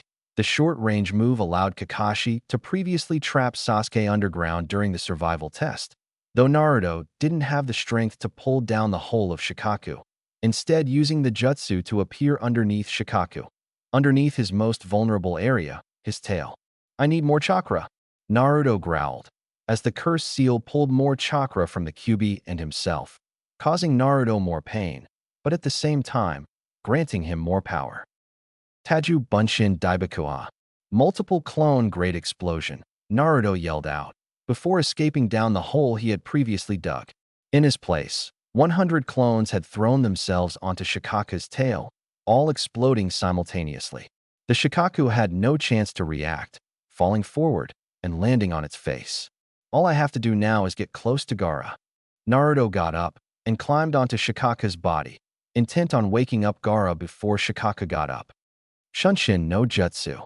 Shikaku's body rumbled beneath him, as Naruto threw himself towards Shikaku's head, where Gaara's body lay. Getting closer, he could feel Shikaku starting to get up, but it would already be too late to try and throw off Naruto. Pulling back a fist, he lunged at Gaara, punching him in the face and waking him up. "I'm awake," were the first words that Gaara said, as he turned around to see Shikaku's tail had been blown off, and Naruto was standing triumphantly in front of him. Gaara turned back to Naruto and formed a hand seal, as sand from Shikaku's head blasted at Naruto, throwing him back. Sabaka Q. Desert Coffin. The sand began to build up around Naruto, who slowly found himself in increasing pain. The amount of strain the cursed seal put on him was too much, and he had already reached his limit. "This is as far as I got. On my own," Naruto said, before correcting his last comment. "No, I haven't been doing this on my own. I've been using this cursed chakra. I was lying when I said I reached my limit before. I was too tempted by power that I abandoned myself for this," Naruto said, as the cursed seal began to retreat. "I can do this all on my own." The cursed seal retreated back to its resting place on his neck, and the seal Kakashi had placed reinforced itself. Blue chakra replaced the red one previously and formed around Naruto, who knew he could break out, as he had done previously. Kage Bunshin no Jutsu. Naruto used his signature move, as he burst out of the desert coffin, and the 10 clones shielded Naruto from oncoming sand attacks. Naruto had no chakra left for a Shunshin, as he had used most of it with the past jutsus. He was only a meter away from Gaara when he jumped in midair, but was trapped by Gaara's sand, which had wrapped itself around Naruto's arms. The one clone who had survived the sand attacks ran, instead of helping Naruto. The clone dived off Shikaku's body, as Naruto grinned at Gaara. Boom! Gaara's eyes widened, as Naruto exploded on him, revealing himself not to be the real Naruto, but another exploding clone. Gaara was low on chakra as well, so the barrier of sand and his armor were barely enough to protect him from the blast, resulting in a mass of blood surrounding his body. The real Naruto, who had survived the blast, now stood triumphantly, watching the falling Gaara with a grin on his face. He limped over to Gaara's body, himself exhausted. Standing over the fallen sand shinobi, he had to make sure he was defeated. "Why are you so strong?" Gaara managed to say. "I know what it's like," Naruto began, as Gaara was forced to listen to Naruto's story. "To be hated by everyone as you were growing up, to be alone. I was the same as you before, though a bit less murderous." Naruto chuckled, as he coughed out more blood, before resuming his speech. "Knowing what it feels like, I'm not going to allow anyone to take away those people who saved me from my hell, even if it meant killing you. Someone once told me that I'd be truly strong when I'm protected by precious people. I understand what he meant." Sasuke dropped down next to Naruto, along with Sakura, who was holding Ino's body. "She's all right, Naruto. You won," Sasuke admitted, as his teammates congratulated him on his win. Both battered and bruised, Temari and Kankuro appeared next to Gaara, lifting him to his feet, putting his arms around their shoulders. "Temari, Kankuro," Gaara whispered. "I'm sorry." The comment confused Kankuro and Temari, who simply nodded. "Thank you, Naruto." The sand trio disappeared, as Team 7, with Ino, was left to themselves. "You actually did it, Naruto," Sakura said, as Naruto turned to her and nodded. With one last look at Ino, Naruto collapsed into exhaustion, getting a well-deserved rest. So have they milked all they could out of you yet? Jiraiya asked, sitting on a stool in front of a maximum security jail cell. I'm taking some secrets with me to the grave. Orochimaru laughed, trapped in his straitjacket and bound to the chair he was sitting on with chains and jutsus. Is that why they sent you in? Just to see if you could get more out of me? It's the only reason Konoha is keeping you alive, Jiraiya admitted, as he looked into the eyes of his old teammate. So, do you have anything to say to me? I'll tell you something. Orochimaru smiled. For my own pleasure. Recent information has come to me, and I haven't told anyone this yet. Jiraiya leaned in closer to the jail cell, as Orochimaru happily admitted his secret. The reason I rushed my invasions was because of this one fact. The Akatsuki are coming. I couldn't have them interrupting my plans. Orochimaru laughed loudly, as Jiraiya had a worried look on his face. They're after the Kyuubi, aren't they? Jiraiya said. They've almost completed capturing all the demons, haven't they? Of course they're after the Kyuubi.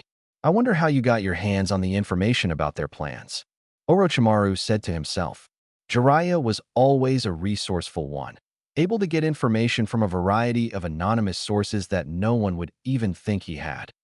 My information? I have spies everywhere, Orochimaru. Jiraiya said. That's how I knew you were coming to Konoha, and that's why I'm here now.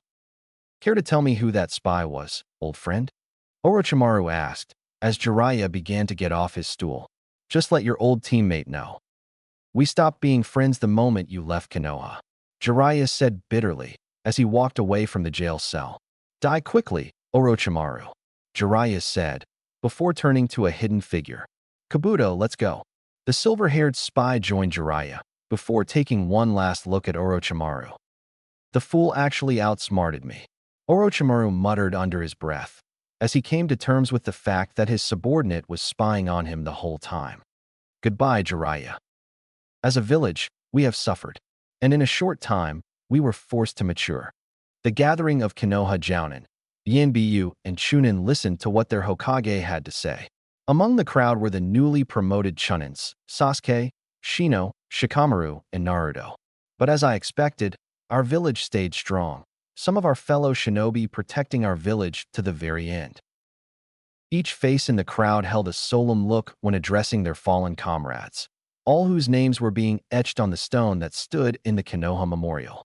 In respect for the fallen, each shinobi had dressed in black, the Anbu even removing their masks. We have fought and prevailed, and as tired, battered, or bruised we are, we still stand strong. The village of Konoha is proud to be protected by powerful shinobi, such as yourselves. I am afraid I am not as strong as I used to be, the Hokage said, as he began finishing his speech. Which is why I am going to retire as Hokage, once again, as soon as a new Hokage is announced. Until then, we shall keep doing the great work we have done up until now, and we shall all persevere as a village. That is all.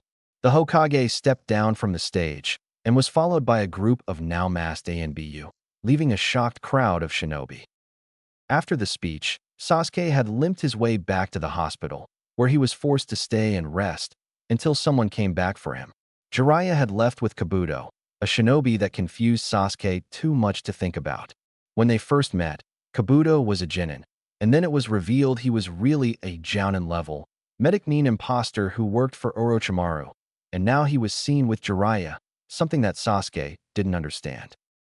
Jiraiya? Where's Jiraiya?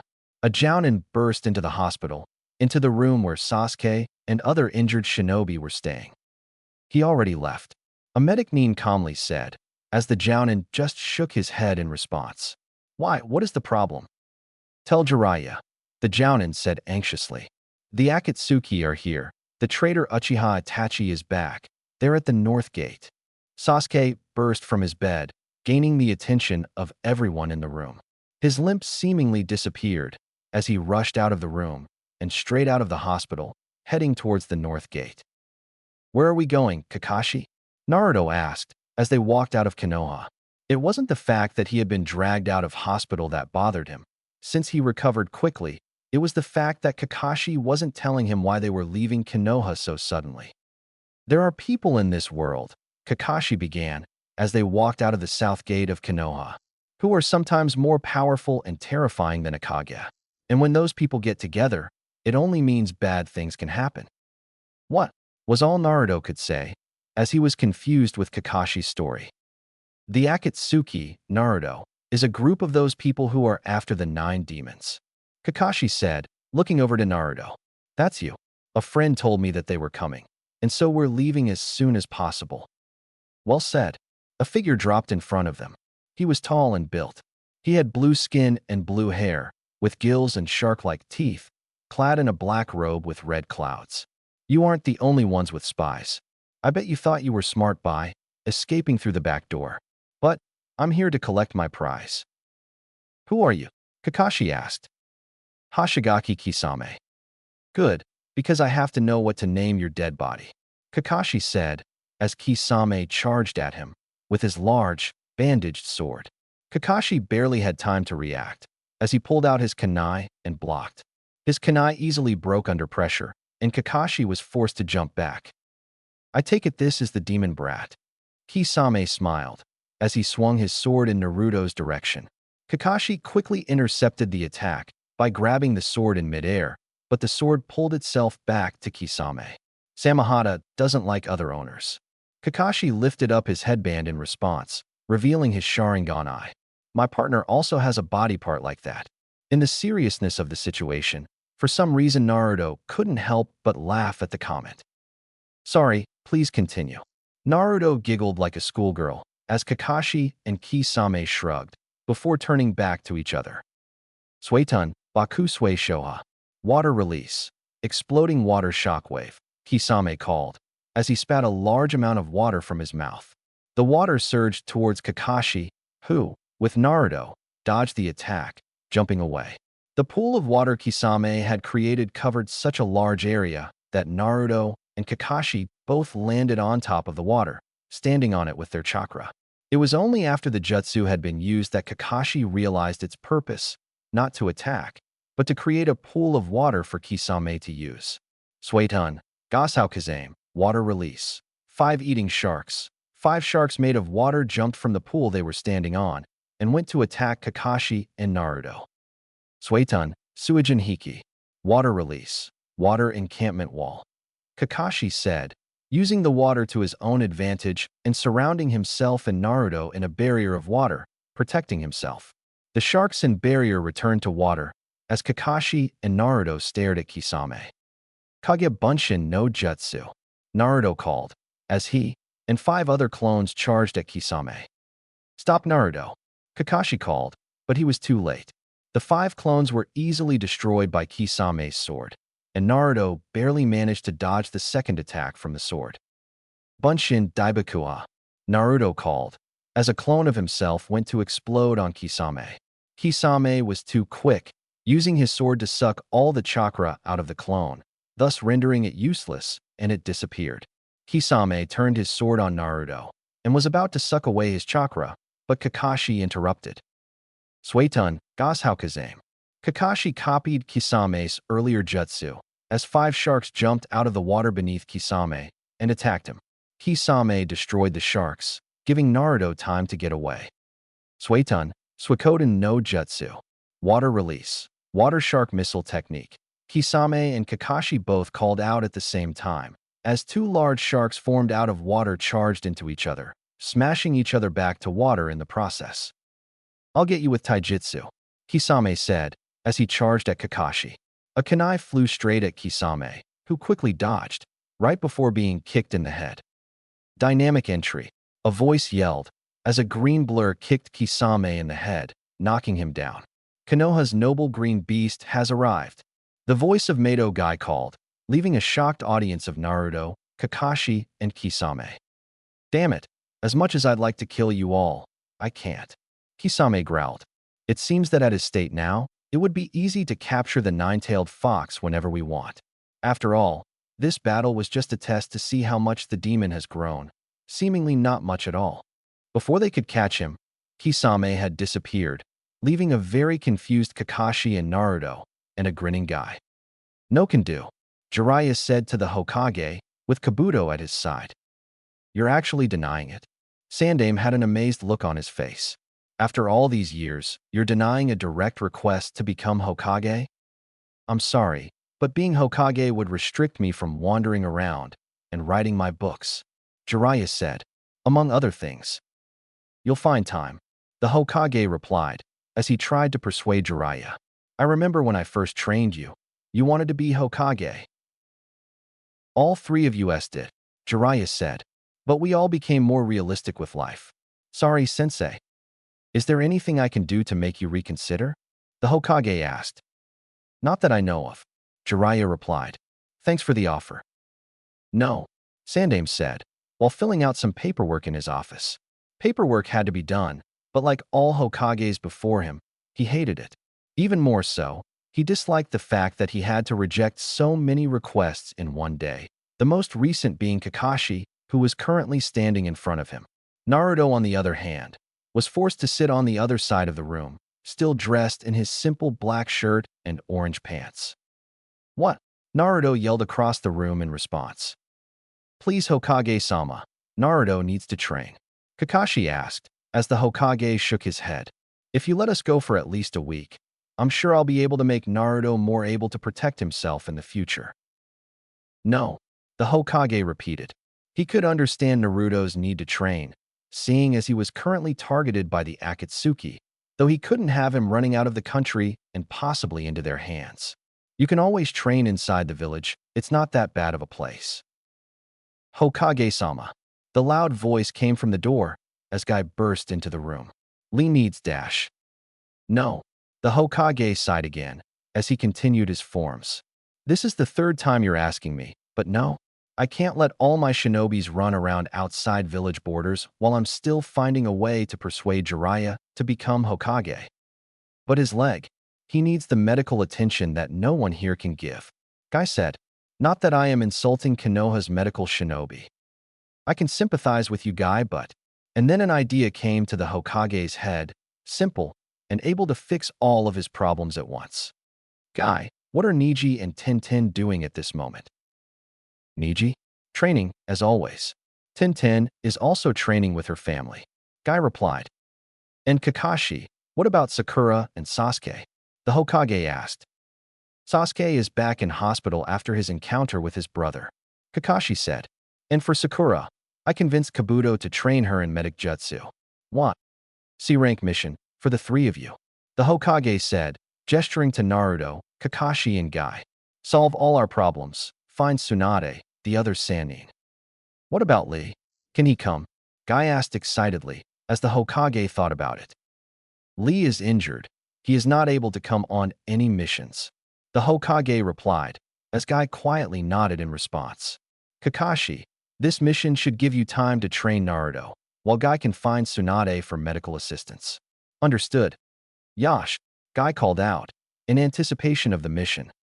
And Naruto, the Hokage said, gaining the boy's attention. Don't forget to wear your vest, you're a Chunin now. As requested, Naruto, I shall train you to become 10,000 times as strong. Guy yelled loudly, literally dancing circles around Naruto and Kakashi as they made their way out of the village. He was overexcited, with the prospect of healing his prized student and gaining another one as well. Really? Naruto asked, now wearing the standard green vest and with his mouth wide open. Can we start now? Can we, Kakashi? Whatever. Kakashi sighed, as Guy removed from his backpack a pile of weights. Guy, don't you think that's a little much? We don't want to break Naruto's bones on the way there. These will help you become as fast as Lee in no time, Guy proclaimed, ignoring Kakashi's comments. Kakashi, though, was proved right, as Naruto wasn't even able to hold up the weights in his arms, crushing him in the process. No, Naruto. Stand up. Feel the burning passion, Guy said, as he tied the weights to Naruto. Overdoing it, Kakashi said. It still amazes me that you can carry all those weights in your backpack. They're only 10-kilo weights, Guy said, strapping weights to Naruto's wrists, ankles, and body. I'm holding you responsible if you kill my student, Kakashi said, as Naruto tried his best to keep up with Guy and Kakashi. He was practically dragging his feet towards the two, groaning loudly in the process. Don't worry, Naruto. At this rate, it will only take 2 days to reach Tsunade at the Land of Waves.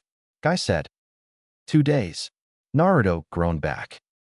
We can always visit the Great Naruto Bridge, Kakashi teased, as Naruto just cursed under his breath. Where are we? Naruto collapsed on the ground. Though he had gradually become more accustomed to wearing the weights, it still tired him out nonetheless. See that over there? Kakashi pointed to the bridge not so far away. That's the Great Naruto Bridge. I just thought it would be good if we stopped off here for a while. Kakashi began walking up a hill as Naruto and Guy followed. Where are we going? Guy asked, as Naruto answered his question for him. Our first major mission involved the defeat of 2 missing Nins. Their graves are just ahead, Naruto said, his mind focusing on getting to the graves of Haku and Zabuza rather than the stress the weights were putting on him. Kakashi reached there first, but froze as soon as he got there. Climbing the hill faster to see what was wrong, Naruto and Guy joined him. What is it? Guy asked. The sword, Naruto gasped. It's gone. Kakashi shook his head in disgust as he began to descend from the hill, with Naruto and Guy following. Grave robbers, Kakashi replied, with a rather bitter tone to his voice. It's an insult, Naruto added. He found that focusing his mind on something other than the weights made it easier for him to carry them, so currently, it was just plain anger. An insult to their memory. I'm going to find who took that sword and beat them to a bloody mess. Naruto, Kakashi said, trying to calm down his student, as Naruto was known to get the most emotionally attached. I'm serious, sensei. I want to find who took the sword and take it back, Naruto replied. I agree with the flame of youth, Guy replied, referring to Naruto. I now feel obliged to help. Right after we find Tsunade. Before we enter the Land of Waves, I'm going to let you know what's going on, Kakashi said, as he turned to the two of them. The Land of Waves is famous for 2 things. Firstly, their construction industry, as we can see near us.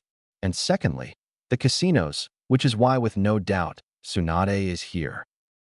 Then let's go, Naruto yelled, but surprisingly, Guy stopped him.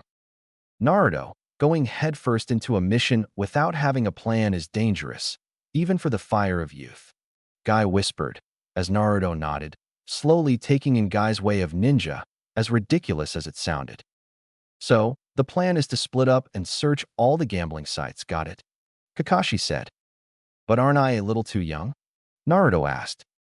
You're a Chunin. Say you're on a mission and they should let you in. Kakashi replied.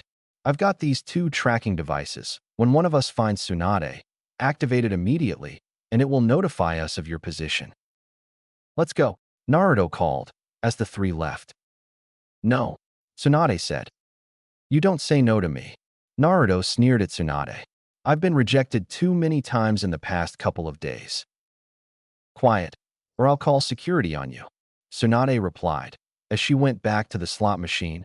Of course, as always, she lost, living up to her reputation as the legendary sucker. Look, lady, right now I have more problems than just security, Naruto yelled. I have to drag you back to Konoha. I have to kick the ass of whoever stole Zabuza's sword, and I have to deal with these weights which are killing my body. Really? Tsunade smiled in response. Yes, really, Naruto replied, more insistent. Why? She asked, as Naruto grew more frustrated. Because you, Naruto yelled, as if pointing out the obvious. To lead to my ultimate goal. Of what? Tsunade asked, deciding to humor Naruto for the time being. Becoming Hokage, Naruto replied. A flood of memories rushed back to Tsunade, of Dan and Nawaki, their dreams and ideals of becoming Hokage, and their determination. Her hand drifted to her neck, where she touched her cursed necklace. She wondered how those 2 words had suddenly reminded her of Dan and Nawaki. Let's make a bet, Tsunade said. Even I know about your reputation, Tsunade, so I might as well agree now. Naruto replied in a matter-of-fact tone, much to the annoyance of Tsunade. The bet I was about to say was to find the sword, Tsunade replied sternly, and in turn I will give you this necklace, and come back with you to Konoha. Easy enough, Naruto smiled. But why would I want the necklace? This necklace belonged to my grandfather, the first Hokage. Tsunade said, knowing she had Naruto hooked. Though you only have 2 days. I must be lost, Guy said to himself. He had found himself on the outskirts of the land of waves, and unknown to him, had stumbled on to Sound territory. Venturing further into the new land, he began calling out. Tsunade, he asked as he walked through the forest. Well, well. A voice called out as a young teenager, looking only a little older than Lee himself, appeared. Wearing only a pair of black pants and wielding a giant sword, the boy had shark-like teeth and blue hair. Looks like we have a lost Konoha Nin. Care to help me find my way back? Guy said in response as he adjusted his stance. Friend, Guy replied, knowing that this was all going to end in a fight. The name is Suigetsu, the boy said as he held the sword in front of him. And sure, we would love to help. Standing behind Suigetsu appeared a gang of missing Nin, all bloodthirsty and wanting to fight. Finally, after being kept so long in that snake bastard's prison, were finally let out to do some damage. This should be fun, Guy said as he activated his tracking device, calling Kakashi and Naruto. Guy ducked under an attack from above, turning around to kick his attacker in the chest. Another one approached Guy, trying to kick his head, but it was easily blocked and the leg was broken in half. Turning around to face another attacker, Guy blocked the punch and punched him back in the face. All this was done in the space of 10 seconds as bodies built up around Guy. He resumed his stance, flashing his shiny teeth to top it off. Doton, Doryuden no Jutsu. Earth Release. Earth Dragon Blast Technique. A voice from behind Guy called, as mud, shaped like a dragon, came out of the ground and headed for Guy. Suetun, Suijin Hiki. Water Release. Water Encampment Wall. A voice next to Guy called, as a barrier of water appeared, protecting Guy from the blast of mud. As expected of my rival to show up, Guy smiled as Kakashi appeared next to him. And I came here because I thought you found Tsunade. Kakashi sighed before asking, where's Naruto? As soon as Naruto's transmitter went off, he was confused. He had already found Tsunade, so he wondered why he was needed. I have to go, he said meekly to Tsunade, right before realizing that the weights were still on him, and he still had to drag himself towards wherever Kakashi or Guy was. Walking slowly, now that he had become more accustomed to the weights, he made his way out of the casino, one slow step at a time. Shizune, Tsunade whispered, as her subordinate appeared next to her. Let's follow him. I want to see if he finds the sword. Yes, Tsunade-sama.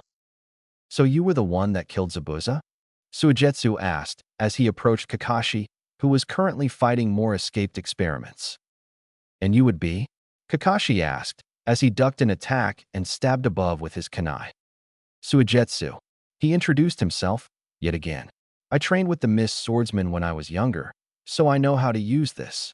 He grabbed the hilt of Zabuza's sword as he prepared to behead Kakashi. That sword, Kakashi said, as he quickly blocked the large blade with his kunai. His kunai barely held, breaking it in half and forcing Kakashi to jump back several meters. Zabuza was killed by you? Suigetsu mocked the copy ninja as he once again tried to slash Kakashi with Zabuza's sword. Kakashi dodged the attack and tried to kick Suigetsu in the chest, but as he did, he only kicked liquid. My body is interesting, don't you think? Suigetsu smiled as his body turned from liquid to solid.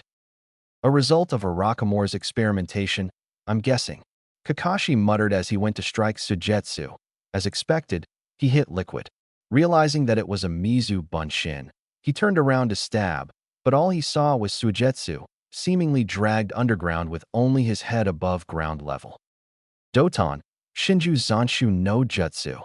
Earth Release. Inner Decapitation Technique. Suigetsu was stuck with Zabuza's sword underground, as Naruto stood triumphantly in front of him. You have no idea how long it took to get here and dig a hole under you. Naruto, clearly tired, took a second to take a break, but by the time he was done, Suigetsu had already liquefied himself thin enough to escape the hole. Congratulations. Suigetsu replied with the same cocky personality as before as he swung the sword down on Naruto. Naruto instinctively pulled his right arm up to block, and both he and Suigetsu was surprised when the sword didn't slice right through. It was only then when Naruto saw the weight still strapped to his wrist, as it fell to the ground with a loud thud. Pulling his right arm back quickly, he punched forward again, striking Suigetsu in the chest with surprising speed. It did work, Naruto said, as he adjusted his stance. Suigetsu went to slash Naruto again, but met with the weights on Naruto's left arm, breaking them in half, and allowing Naruto to punch Suigetsu in the chest again. Naruto jumped back while Suigetsu recovered, using the time to rip off the remaining weights on his legs and body. That feels better, he said, as with even faster speed, he managed to land a few blows on Suigetsu before he could recover. Naruto withdrew a kunai to block the sword, using his other arm to punch upwards into Suigetsu's arm, loosening his grip on the sword. Naruto turned around and kicked Suigetsu in the chest, only to be met with more water. Luckily, I can still liquidify myself, Suigetsu said as he charged at Naruto. Kage Bunshin no Jutsu, Naruto called, as he launched 2 clones of himself at Suigetsu. The 2 clones managed to dodge Suigetsu's first attack, but were unable to land a blow on him. Suigetsu ducked under the first clone's kick and blocked the second clone's punch, but failed to notice Naruto sneaking up behind him and punching him in the back. The 3 Narutos launched themselves at Suigetsu, though this time Suigetsu was able to destroy one of Naruto's clones and block the attack of the other. Naruto met liquid once again, as Suigetsu didn't bother to block his punch. Mizu Bunshin no Jutsu, Suigetsu called, as he jumped back and created 2 water clones of himself. The 3 Suigetsus and their swords managed to handle Naruto and his own clone, though they were able to work together better than Suigetsu's own clones. Naruto and his clone sliced through one of Suigetsu's clones with a kunai, as Naruto attacked the second Suigetsu, and his clone attacked the other Suigetsu. As Naruto punched Suigetsu in the face, he dissolved into water, following Naruto's own clone being sliced in half. Naruto withdrew shuriken from his holster and tossed it at Suigetsu, who easily blocked them with his sword. Bunshin Daibakua, Naruto called, as one clone jumped from Naruto and onto Suigetsu, exploding on him. Naruto thought he had won, but instead only saw a puddle of evaporating water, revealing it to have been another water clone. Game over, Suigetsu replied, his sword to Naruto's neck. Suigetsu looked down at Naruto's neck, and the first thing he saw was the spinning shuriken-shaped tattoo and the black flames that began to descend from it. Your curse seal? Check, Naruto replied, as he exploded on Suigetsu. Suigetsu was fast enough to dodge the explosion, but wasn't fast enough to see Naruto appear behind him and kick him in the chest. Suigetsu turned around to slice Naruto, but Naruto quickly ducked and punched Suigetsu in the chest. Surprisingly, instead of liquidifying, Suigetsu's body stayed solid and took the damage. Naruto stood in front of Suigetsu, his curse seal active and covering half of his body. Chakra grew as he could feel with more pain coming, along with the power. You're making me thirsty, Suigetsu growled as he adjusted his stance, and Naruto realized what had just happened. That hurt you, didn't it? Naruto asked. The exploding Bunshin, I mean. Shut up, Suigetsu replied, as he tried to slice Naruto, but Naruto dodged and jumped back once again. Suigetsu couldn't keep up with Naruto's newfound speed and his added chakra from his cursed seal. When he did manage to catch up, Naruto easily dodged the sword and jumped back. Your ability relies on being an external source of water. Even the moisture in the air would do, Naruto said, as he figured out how to defeat Suigetsu. The exploding Bunshin managed to evaporate some of the water in the air, and so you can't liquidify yourself. Also, your chakra relies on there being moisture, so you're weakening. Shut up, Suigetsu repeated, as he tried to stab Naruto, but Naruto dodged once again, the curse seal tempting Naruto into goading Suigetsu to make him feel more humiliated. But don't worry, the moisture in the air is returning. Suigetsu, the watery moon, representing the reflection of the moon in the water, which can be seen but cannot be touched, Naruto said, as he formed a familiar cross-shaped hand seal. A shark without water is helpless. Kage Bunshin no Jutsu, Naruto called, as he and 2 of his clones attacked Suigetsu. Suigetsu dodged the first clone and sliced through the second, But Naruto managed to land a kick on Suigetsu, pushing him into his other clone, which punched him in the back. Suigetsu was already able to liquidify himself again, so he didn't feel the attack. Turning around, he dodged another attack from the clone, before liquidifying himself once again as the real Naruto attempted to make an attack. Your theory may be right, but there will always be moisture in the air, no matter what, Suigetsu stated. So no matter what you try, you will never be able to hit me. Hit you? Naruto laughed. I don't even need to hit you anymore. Bunshin Daibakua, Naruto called, as this time, 5 exploding bunshins appeared. Naruto's body became more infected by the cursed seal, as Naruto became driven by the power. The exploding bunshins surrounded Suigetsu, exploding all around him, temporarily evaporating all moisture in the air and rendering him useless. Even further, the explosions lit fire among the plants surrounding them, as Suigetsu began to feel the direness of the situation. I can still kill you, Suigetsu called, but Naruto already had a scroll in his hand, and blood was marked across it. Kuchios, Doton, Suga no Jutsu, Summoning, Earth Release, Tracking Fong Technique, Naruto called, as dogs emerged from the ground and grabbed Suigetsu, trapping him with their bodies and fangs. There is no escape, and even if you do find a way to liquidify, they will drink you. Naruto grinned, as the cursed seal raged more, and Suigetsu dropped his sword. Naruto picked up Zabuza's old sword and weighed it in his hands. Now I can see why you wanted this sword. Naruto grinned, as he pulled the sword back, ready to stab. Game over, Naruto said, thrusting the sword forward to hit someone who was not Suigetsu, instead one of the escaped experiments. Naruto withdrew the sword, and the man who sacrificed himself died. The dogs disappeared, and Suigetsu collapsed on the ground in exhaustion.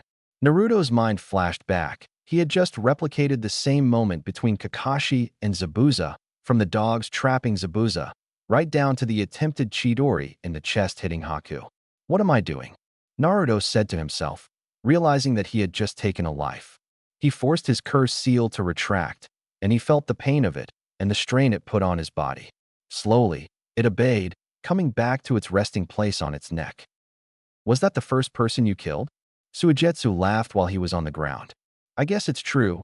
The cursed seal brings out the worst in people. Naruto brought the sword down on Suigetsu, stabbing it into the ground right next to his head. You're just like that monster, Jugo.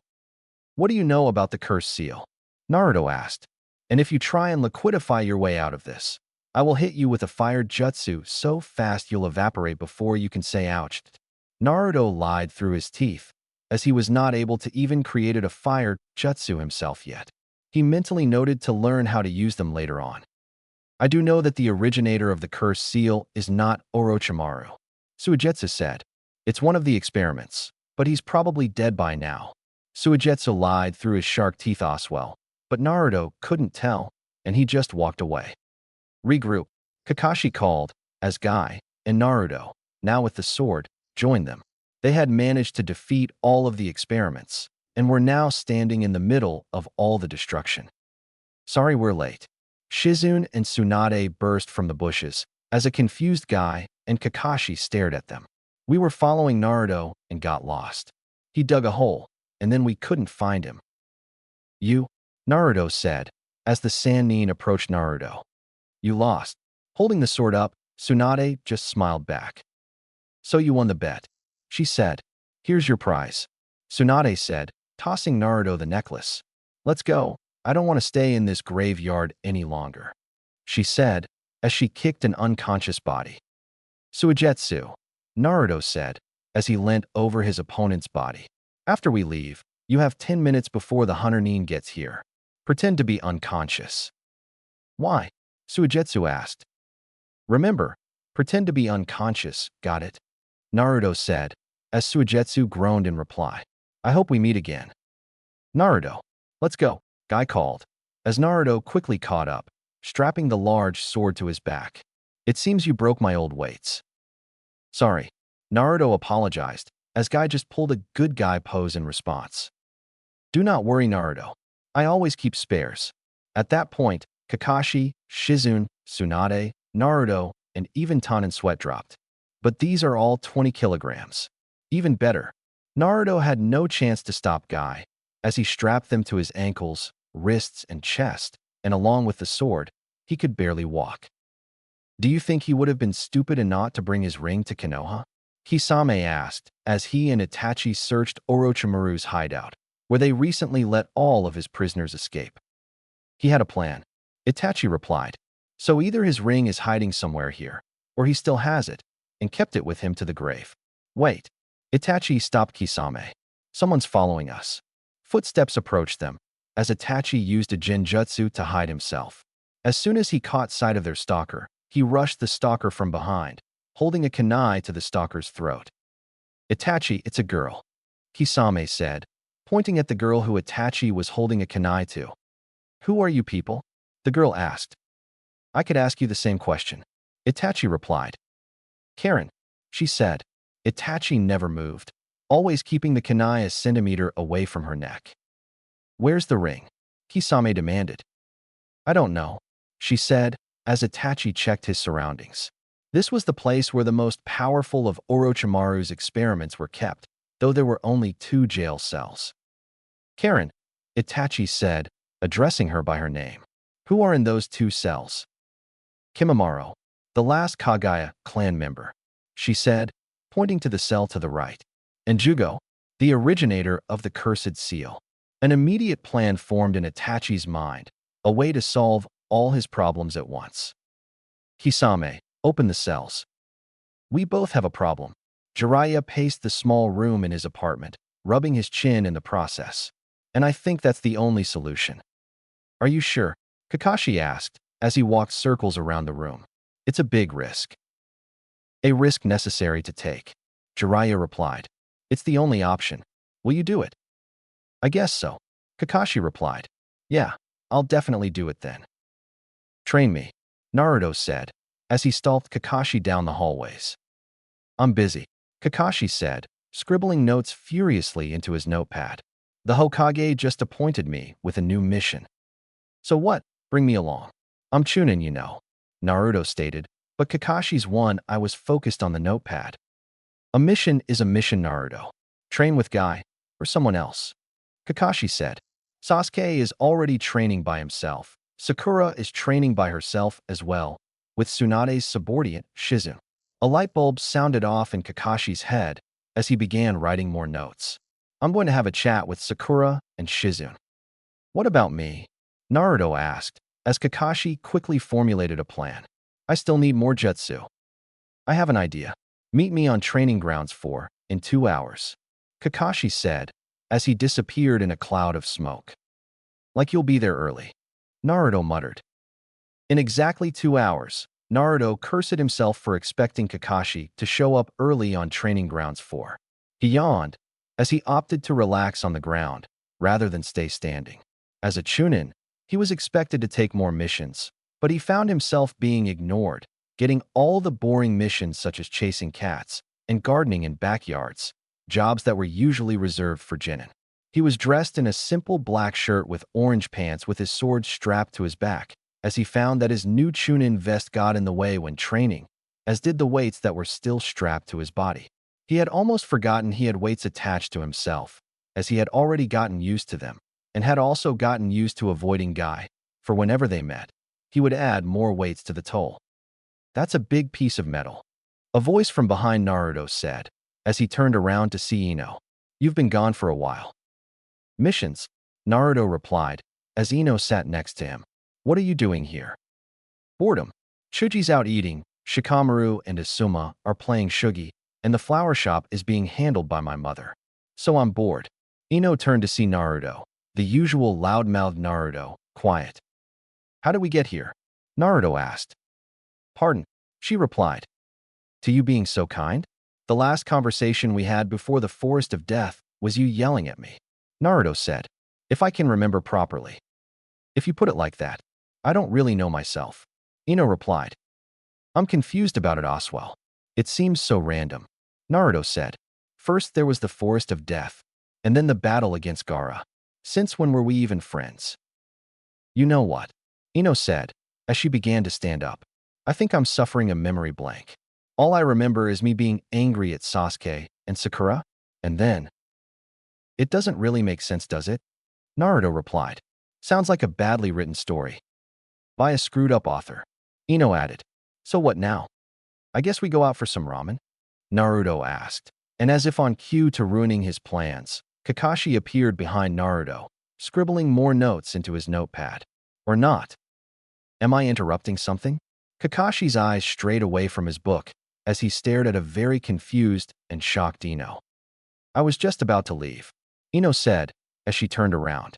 I'll take up that offer, Naruto. We'll have that ramen. It's a date, Naruto called out as she just walked off. It's a date. Naruto could hear Kakashi speak whisper under his breath as he wrote more and more. What is that anyway? Naruto asked. I already told you, mission from the Hokage, Kakashi said. So about the jutsu you want to learn? I definitely want to make my own jutsu, Naruto said. One that beats Sasuke's Rasengan. Kakashi smiled. Rasengan was already a powerful jutsu, and trying to create a better jutsu would prove to be difficult. Naruto, for your new jutsu, chakra control is important. Kakashi replied to the Chunin. I know that chakra control isn't one of my strong points, Naruto admitted, shrugging his shoulders. So are you going to teach me it? No, but I have found a teacher for you that specializes in it, Kakashi said.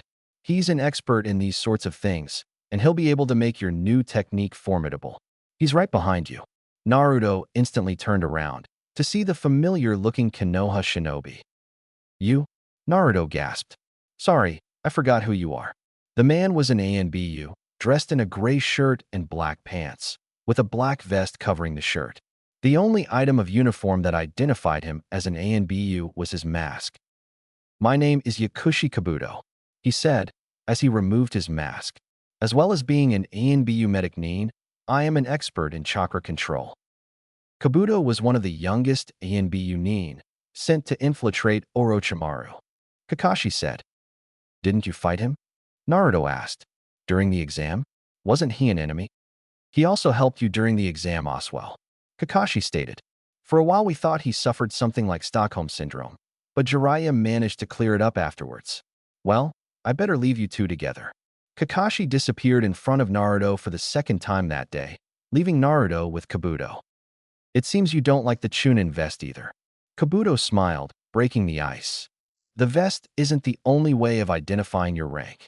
There are other things. Take skill as an example. The vest gets in my way, Naruto replied. And I already am skilled. I just need a new jutsu.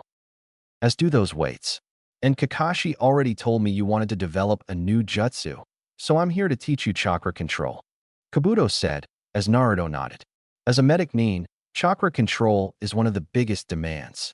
With it, I am able to match the speed of even the fastest shinobi. Yeah, right, Naruto replied. Prove it. Take off your weights, Kabuto said, as Naruto complied, removing the weights on his body. If I hurt you, I warned you, Naruto stated, as Kabuto just smiled cockily in response. Naruto began by taking off the giant sword on his back, followed by his weights. This should be fun. Naruto immediately noticed the increase in his own speed as he jumped towards Kabuto faster than even he expected. Shunshin no jutsu, Kabuto said, matching Naruto's speed, much to Naruto's surprise, dodging his attack and getting under the body of the Chunin. Chakra formed around his hand as he struck Naruto's ankles with his palms, following with the other vital points of his legs. Naruto immediately fell onto the ground, his legs rendered numb for a couple of seconds. That move was designed to mimic the Hyuga's gentle palm style. Only a medic nin, with chakra control and knowledge of the human body, could do that without the Byakugan. Kabuto approached Naruto's body, leaning over the boy. I wonder why Jiraiya chose Sasuke over you. You bear a striking resemblance to the fourth himself. And I'm just as powerful. Naruto grinned as he stood up. And just as cocky, Kabuto replied. You knew him? Naruto asked, as Kabuto thought carefully about his answer. Something of that sort, Kabuto said. Your movements are quick, but not very trained. Too wild and brawling, no precision at all. The only good quality about your fighting style is the unpredictability. And you're an expert on taijutsu? Naruto scoffed. I know enough to know that something else is blocking your chakra pathway, Kabuto said, as he begun his diagnosis. That seal on your neck I noticed earlier. You've used it. How many times? Twice, Naruto replied, and it bloody well hurt both the times. Kabuto smacked him on the head as soon as Naruto had finished speaking. Don't swear in front of me. Do you know why the cursed seal hurts so much? Kabuto asked, as Naruto shook his head. Orochimaru put a seal on your chest in the Forest of Death, right? Yeah. The cursed seal, or the one you have, was built to unlock hidden chakra, as well as invoking a sort of mutation to change itself and the user at the same time. Kabuto explained. But since Orochimaru added another seal to your body that didn't allow you to get chakra from the Kyuubi, it remained hidden. So, when the cursed seal was used, it extracted the hidden Kyuubi chakra from the seal and bypassing the other seals on your body, furthermore, creating more pain. So all I have to do is unseal the first seal Orochimaru put on me, and I wouldn't have to worry about the cursed seal? Naruto asked, as Kabuto hid a hand behind his back, as each fingertip lit up with chakra. Well, we'll see. By the time Kabuto had finished his sentence, he had already reached Naruto and had his hand placed on his chest. Gojio Kaien. 5 elements unseal. Naruto fell over after being struck, but he found the pain left him rather quickly. Whoa, that feels different, Naruto said, as he could feel the Kyuubi chakra freely mixing with his own once again. Finally, we can begin the real training, Kabuto said, as he gently removed a card from his pocket. What's that? Naruto asked. This card will help me define your element, Kabuto said, before explaining further. There are 5 core elements when using chakra: fire, wind, lightning, earth, and water. Each weaker than the previous, though stronger than the next. Fire is weaker than water, but stronger than wind. When creating a jutsu, you should know what element you are, as you will be stronger in jutsus of your element. So touch this card. Naruto's hand stretched out as he touched the card. As soon as he touched it, it snapped in half and fell to the ground. What does that mean? Wind, Kabuto said. The sharpest element. You'll have to master it before you use it, though. That should be easy. What do you want me to do? Naruto said, overconfidently. Break that boulder in half. Kabuto pointed to the giant rock as Naruto began to grab his sword. With only chakra, specifically wind chakra. But, Naruto protested. Wind is sharper than any sword. Learn that first, Kabuto said, as he walked over to a tree to rest. He knew it would take a while, and he would be surprised if he had managed to do it in a day. After an hour of testing out ways to break the boulder with just his chakra, Naruto was stumped. He had circled the boulder for what seemed like the 1000th time until he finally found a way to crack the surface. The boulder was about 3 meters long and 3 meters high, and was, as a boulder usually is, rock hard. The only method that had worked for Naruto had barely managed to crack the surface, and had taken him 10 minutes to do. He placed his hand on the boulder and focused all his chakra into his hand, imagining it as a thin blade trying to cut through rock, and it would crack. It'll take me years if I do this by myself. And then Naruto had an idea. The Kage Bunshin. Whenever he used the Kage Bunshin, anything he had seen or learnt came right back to him. And so an experience learnt when cracking the boulder would come back to him as well. So if he had 10 clones all working on the boulder at once, one of them would find a quicker way eventually. And in the meantime, the other 9 would continuously crack the surface. Kage Bunshin no Jutsu, Naruto called, as the 10 clones surrounded the boulder, all knowing the job they had to do. I wonder when I got so smart. Naruto praised himself as they began their job. It took another hour to figure out how to complete the job faster. He was pushing out his chakra first, and then converting it into wind, and found it would be easier to convert it to wind first, and once he had done that he could push out all the chakra he needed. He made the clones, who did not know the information yet, disappear by cutting off their chakra supply, and replaced them with more clones, who knew what to do. The 10 Narutos pulled their hands back, focusing on converting their chakra. Kai, the 10 Narutos called, as they all pushed out chakra at the same time, slicing the boulder in half. That quick. This boy is getting smarter. Kabuto was woken up by the sound of the boulder slicing and walked over to Naruto to congratulate him. You did it. Kabuto smiled as Naruto was catching his breath, as all his bunshins had already disappeared in chakra depletion. Kabuto-sensei, Naruto said, calling him his teacher. I think I figured out what my new jutsu is. Give me 10 minutes, and I'll show you. Naruto said. With the added Kyuubi chakra, he was able to regenerate his chakra supply, thus allowing him to show off his new jutsu once more. I'll half the size of this boulder, Naruto said, as he faced the boulder, now only 2 meters tall, but still 3 meters tall.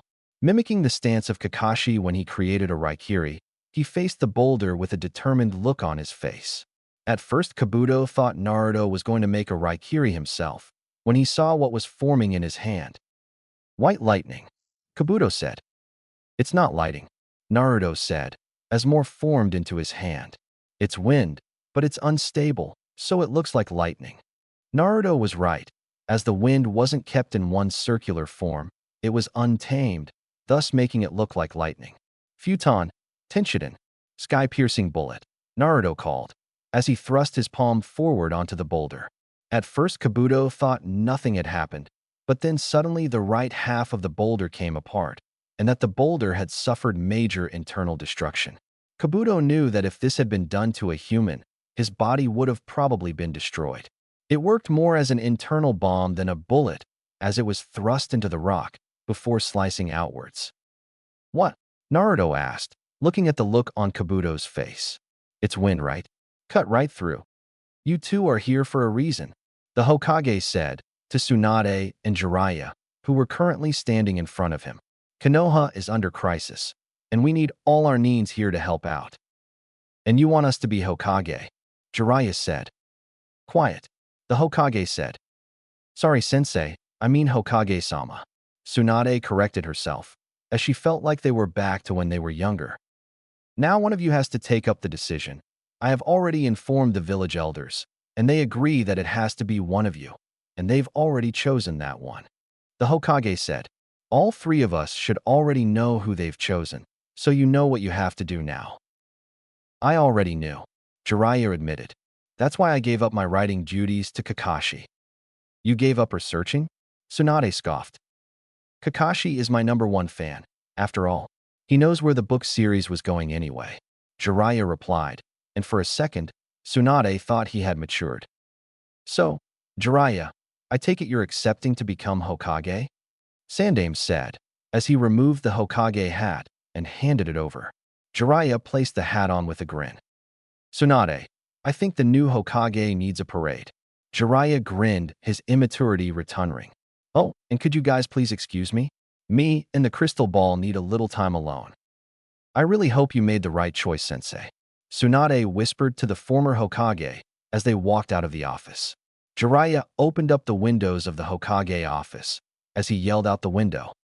For my first act as Hokage, beer for men and fake breasts for women. Yeah. I'm going to kill him, Tsunade said as she began to rush upstairs. The parade was organized in less than a week, full of floats provided by the people of Konoha, as they took it on themselves to compete with their neighbors to prove who was better. And of course, Jiraiya had his own float. He was dressed in full Hokage gear, sitting on top of his giant throne, surrounded by his hand-picked bodyguards, who were all, unsurprisingly, female. Sitting on his lap was the crystal ball, in which he spent more time looking at than the crowd around him. Jiraiya even went on to proclaim this day as a public holiday, as he believed that Konoha should relax a little. And the celebrations and parties went on till the next morning, as Konoha hadn't had anything to celebrate for a while.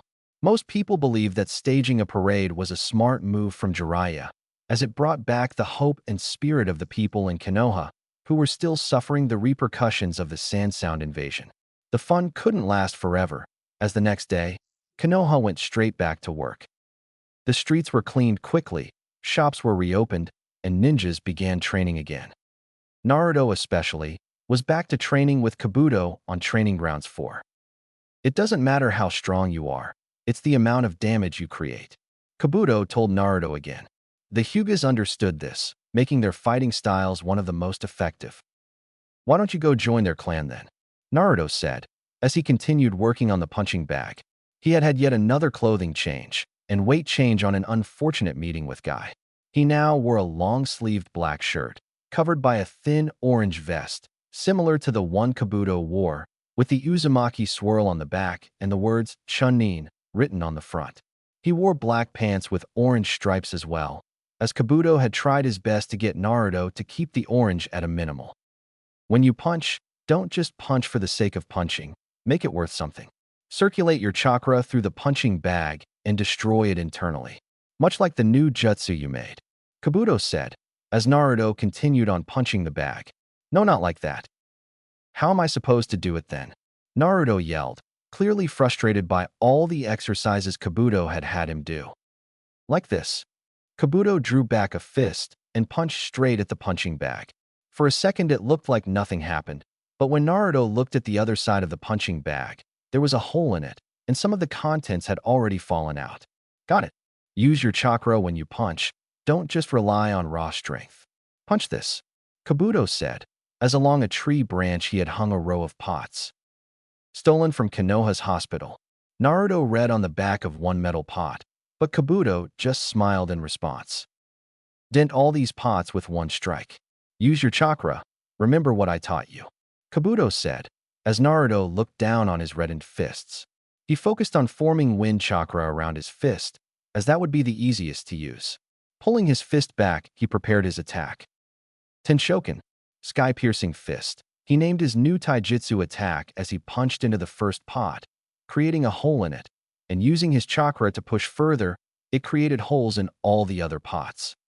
Kabuto, I never knew you were a taijutsu specialist, Guy said, as Naruto immediately ducked for cover, hiding behind Kabuto.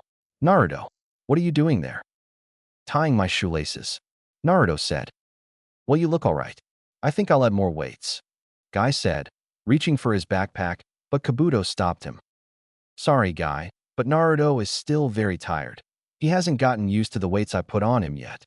Kabuto lied to Guy, saving his student from further torture. I see we follow the same training styles. Very well then, Guy said. Guy, how's Lee? Naruto asked, as Guy's face saddened. He's in operation, Guy replied. Tsunade began operation this morning, so he should be done in a couple of hours. Oh, Naruto didn't know what else to say. But do not worry, the flower of youth will prevail, Guy said, pulling his nice guy pose. Must get stronger, Sasuke said, as he continued with his daily exercises. He put himself through the tough routine every day in an effort to keep up with the progress of his other teammate, Uzumaki Naruto. He had recently adapted himself towards Lee's style of training, focusing on pure hard work, but instead of just taijutsu, focusing on ninjutsu and chakra control as well. In the corner of his eye, he could see figures moving in the tree above. To not arouse any suspicion among the figures, he continued training, but still remaining cautious as he moved about. Is that him, Karen? Kimimaro asked, as they hid in a tree above the training grounds. Kimimaro was sent with his two other teammates to track down the boy. Karen, the black-haired female was specialized in finding and tracking down chakra signatures, part of her experimentation done by Orochimaru, whereas Jugo, the pale-skinned, blonde man, was just a schizophrenic monster. They were all dressed in Orochimaru's standard uniform, a white robe with a purple rope wrapped around them, but they all knew they were working for people stronger than their former master. I tracked his chakra signature all the way here. It is easy to track an Uchiha after all, Karen replied. I still wonder why they're interested in this boy so much. We have to follow their orders, no matter what their motives, Jugo said. His ability was in his personality disorder, where his other personality was much more frightening than his current calm exterior. But my guess is the Sharingan. Can't be the Sharingan, Kimimaro corrected. Remember, that weird guy already has the Sharingan. But nonetheless, we have to complete our mission. It was rather easy getting into Konoha anyway, still trying to rebuild themselves from the invasion. And they're distracted by that stupid parade, Karen remarked. Katan, Gokaku no Jutsu. Fire release, great fireball technique. Neither of the three had saw it coming, when Sasuke had turned around and fired a large ball of flame at them. and they were given little time to dodge. Sasuke had realized that there was more of them than him, and decided it would be smarter to run instead. He's making a move, Karen said, as the three chased after Sasuke. He was barely able to reach the end of the training grounds when Kimimaro had caught up. A bone removed itself from Kimimaro's skin as he used it as a sword. Freak, Sasuke said, as he removed his own kunai. Sasuke decided to stay on the defensive, as he realized that Kimimaro was not aiming for any of his vital points. You're not just here to kill me, are you? Sasuke said, as he pushed back Kimimaro's bones and went to stab. Though before he was able to reach Kimimaro's body, bones already protruded from his skin, trapping his arm in place. We were sent to capture you. I suggest you don't struggle. Kimimaro replied, in a calm tone of voice. I suggest you let go of my hand. Sasuke grinned, as chakra formed in his hand. Katan, Kiryu no Jutsu. Fire release, fire dragon technique. Kimimaro wasn't fast enough to react, as he saw Sasuke inhale and blow fire straight into its face. And from where Jugo and Karen were standing, it looked like the fire engulfed him. Sasuke felt the bones retracting and began running again, but behind him he saw Karen and Jugo approaching him. Sasuke was sure that the fire jutsu would have been enough to severely injure Kimimaro, though didn't want to take his chances. Suddenly he heard a whizzing noise and turned around just in time to see bullets made of bone flying towards him. Taking out his kunai, he quickly blocked them before activating his Sharingan. Seems like you guys won't let me escape. Sasuke grinded his teeth together as he stopped and changed his fighting stance. I'm going to kill you for hurting Kimimaro. Sasuke saw Jugo, who was currently undergoing a transformation. Sasuke recognized it as one similar to Naruto's as his right arm began covering itself with black tattoos. He could also see Kimimaro getting up from behind Jugo, regenerating. You've done it now. Karen sighed as Jugo ran at Sasuke. He's activated his curse seal. Sasuke found Jugo matching him punch for punch, as the curse seal granted him an increased physique. Jugo tried to kick Sasuke in the head, but Sasuke grabbed his leg in midair and threw him upwards. Activating his Sharingan, he memorized the same movements Rock Lee made. Using his chakra to jump higher, he got under Jugo. Sure, Rindan. Lion combo, Sasuke said, as he turned around and kicked Jugo in the stomach, landing several punches on him before he fell down to the ground. He was still in midair when Jugo had crashed onto the ground. Removing some kunais, he threw them so they surrounded Jugo's body, as he was trapped and injured.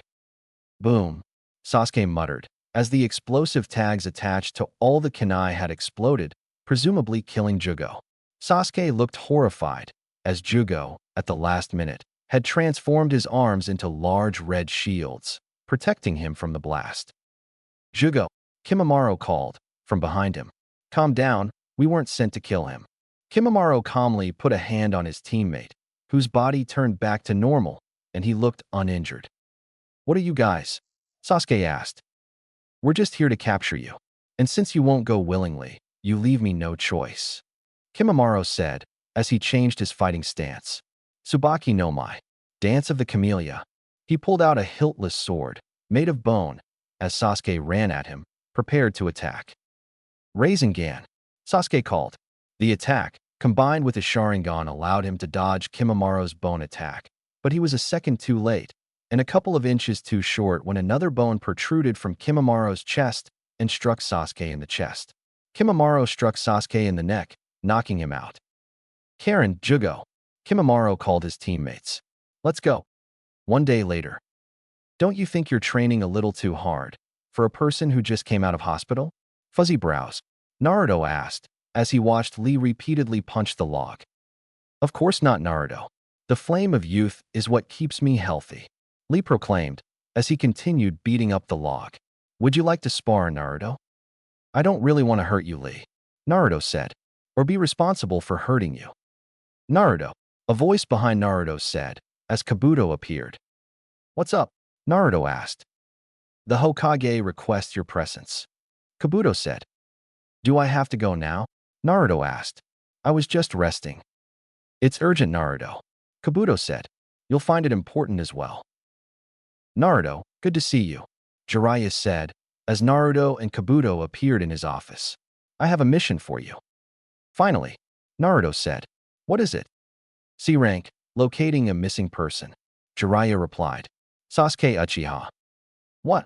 Naruto said. I saw him a couple of days ago. Exactly. He disappeared yesterday. Around the same time the guards of the South Gate were brutally murdered. Jiraiya stated. You're not saying he's gone rogue, are you? Naruto asked. No. Jiraiya said. Worst case scenario, if the murders and his disappearance are connected, we're afraid he's been captured. But we still don't know for what reason. Shouldn't it be a B rank at least? Naruto asked. Not exactly. Last week, Sandaime ordered all wandering Konoha Nins to return to do missions to help restore the village itself. So it's routine for some shinobi to stray away to escape such missions. Jiraiya said. As I said before, the situation of Sasuke being captured is only the worst-case scenario. I'm employing you because Kakashi said you had good tracking skills. Naruto smiled, as Jiraiya referred to his ability to summon dogs. So when do I go? Naruto asked. As soon as possible, assemble a team of 3, the standard number. Jiraiya replied. If the worst-case scenario is true though, just locate Sasuke and come back to Konoha and we'll send another team. Got it. Understood, Naruto said, as he left the office, trying his best to hide his excitement. Are you sure you trust him with the mission? Kabuto asked. I trust him as much as I trusted the 4th Hokage, Jiraiya replied. And if all else fails, I still have the crystal ball. To watch over Naruto? Kabuto asked. I thought it only works in Konoha. Sure, watch Naruto. Jiraiya tried to hide up his true intentions, though Kabuto knew him better than that. Team Naruto. Naruto grinned, as he looked at the list Jiraiya gave him of the available Konoha 9. Looking at it, he was disappointed, as most of his friends were on their own missions. Naruto, Ino said from behind him, as Naruto turned around. Whatever happened to that ramen? She asked. Aren't you supposed to be on a mission with your parents? Naruto asked, looking at the list Jiraiya gave him. Just finished, Ino replied, though Shikamaru and Chuji are still away. So, I suppose you would be too tired to accompany me on another mission. Naruto sighed. No, the mission was easy. I'd be happy to go with you. Ino smiled. Silently, in Naruto's mind, he was dancing around happily. Just him and Ino on a mission sounded like it was planned by Kami himself. And then he realized he'd need one more person. Someone else to tag along. Someone that wouldn't get in the way of him and Ino, but at the same time be a good partner on a mission. Looking at his list, he thought of Kiba, but then thought of his loud personality, and knew that it would clash with his own. His eyes laid on Lee's name, but remembered that he had only just got out of hospital from surgery, and that left one last name. They reached the said name's house, a very barricaded house, hidden away, and impossible to see anything inside. Naruto dared to knock on the door, as he heard the rustle of guards move behind the gate. Who is there? A deep, loud voice said. Naruto knew that if he said his name that they definitely wouldn't hear him out, so he decided to let Ino do the talking, as they would be kinder to a woman, particularly one who did not have a demon inside of him. Yamanaka Ino, requesting the presence of Hyuga Niji, Ino said, as the guards on the other side of the gate spoke to each other. Niji will be with you in a moment, the guard replied. It took many long moments, till the gate actually opened, and behind them, dressed in his normal clothes, was Hyuga Niji. Hello Naruto, Ino, he said, in a polite tone of voice. How can I help you? Mission, Naruto said. Sasuke's gone missing, and we have to find him. Care to join us? Let's go quickly, Niji whispered, before the other branch members force me to come back. They don't like you for some strange reason, Naruto. I wonder why. Naruto rolled his eyes sarcastically as Team Naruto left Konoha. Where are we? Sasuke growled, as he was trapped in a makeshift cell, made of bone that was as dense as steel, being carried by Kimimaro and Jugo. We are almost there, Kimimaro calmly replied. We're going to deliver you to our master. Orochimaru is dead, fools, Sasuke replied, as Kimimaro shook his head. We know that, but Orochimaru is not our master anymore, Karen said. I believe you already know our new masters. When they reached a certain spot, They dropped Sasuke on the ground. Suddenly, from out of nowhere, two men appeared in front of the four of them, dressed in black robes with red clouds. Itachi, Sasuke gasped, as he immediately tried to break out of his cage. No need to struggle, brother. Itachi replied coldly. I didn't bring you here to fight. No, we just needed you for a more important purpose. What do you want? Sasuke asked. Your friend, Itachi said. What? Sasuke said, as he realized they were talking about Naruto. I'm just bait. That's right. Now let's wait for the unlucky fishes. Kisame grinned, baring his shark-like teeth.